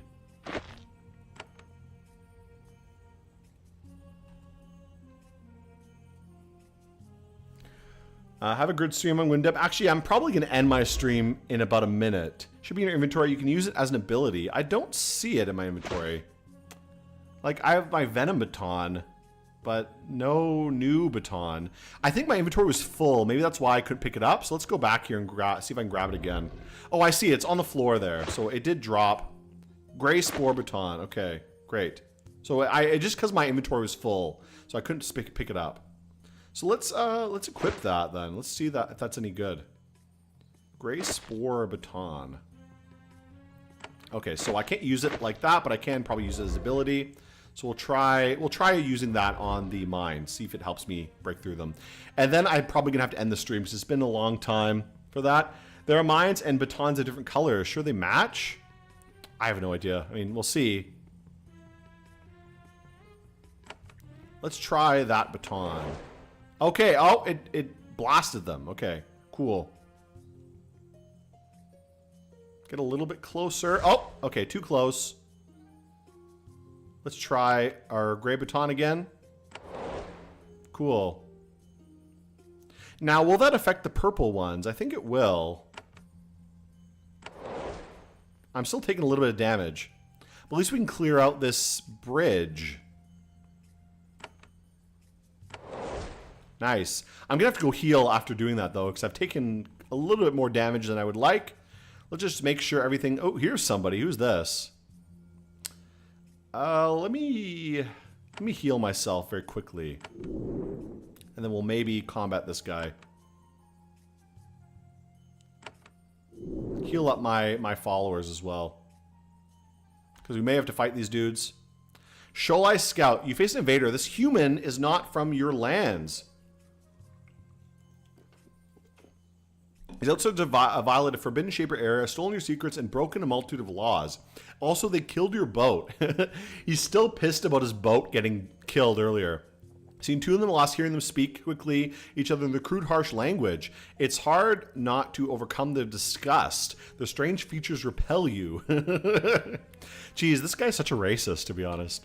Still, you must deal with them. They are armed and agitated. They talk to each other for a few moments, clear and sure about what to do. Finally, one of them is capable with your Mish of Sholai land. You go back. No, go here. I've been sent by a Trashkov. Let me pass. Okay, I guess they let me go. All right, so after passing Northbridge, I think I'm going to end the video here because it's been quite a long stream. So I will end off here, and I'll see you guys again next time. So it was a pretty good stream. Glad everybody can join in. Even though I didn't really accomplish that much, I literally just made it to Pentil and then to Northbridge. So I didn't end up going very far, but whatever. It was a pretty good stream. Anyways, a lot of interesting conversation and different topics. So that was pretty fun. I'm thinking about doing another stream maybe in a day or two, maybe on Sunday or Monday for my time. So I'll probably choose a topic to do for those days. I was kind of thinking of doing a, what were the votes? Maybe either doing another Sims stream. I streamed Sims 2 last week, so I may either continue that, or I may do like a casual game gauntlet, which is something I was kind of thinking of.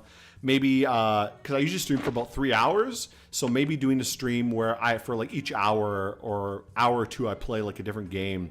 So we play Zuma Deluxe for an hour, play Peggle for an hour, and then play like an hour of maybe Plants vs. Zombies or something like that. So I was kind of thinking of that. That might be kind of fun to do.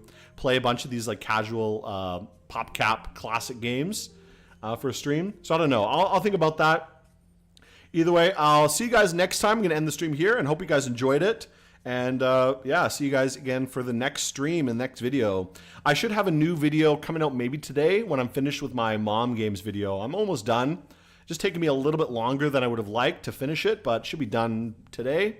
And then for the next video, I have no idea. I'm thinking of something to do. I may just do another fairly focused video on a specific game, like I did with Geneforge before. Or I may do something more, you know, on a specific topic. I was kind of thinking doing a video on monsters, like classic D&D style monsters and stuff like that. So I had an idea for that maybe soon, but I'll think about it once I'm done with this video. But either way, guys, I'll see you guys again next time. So goodbye, everyone.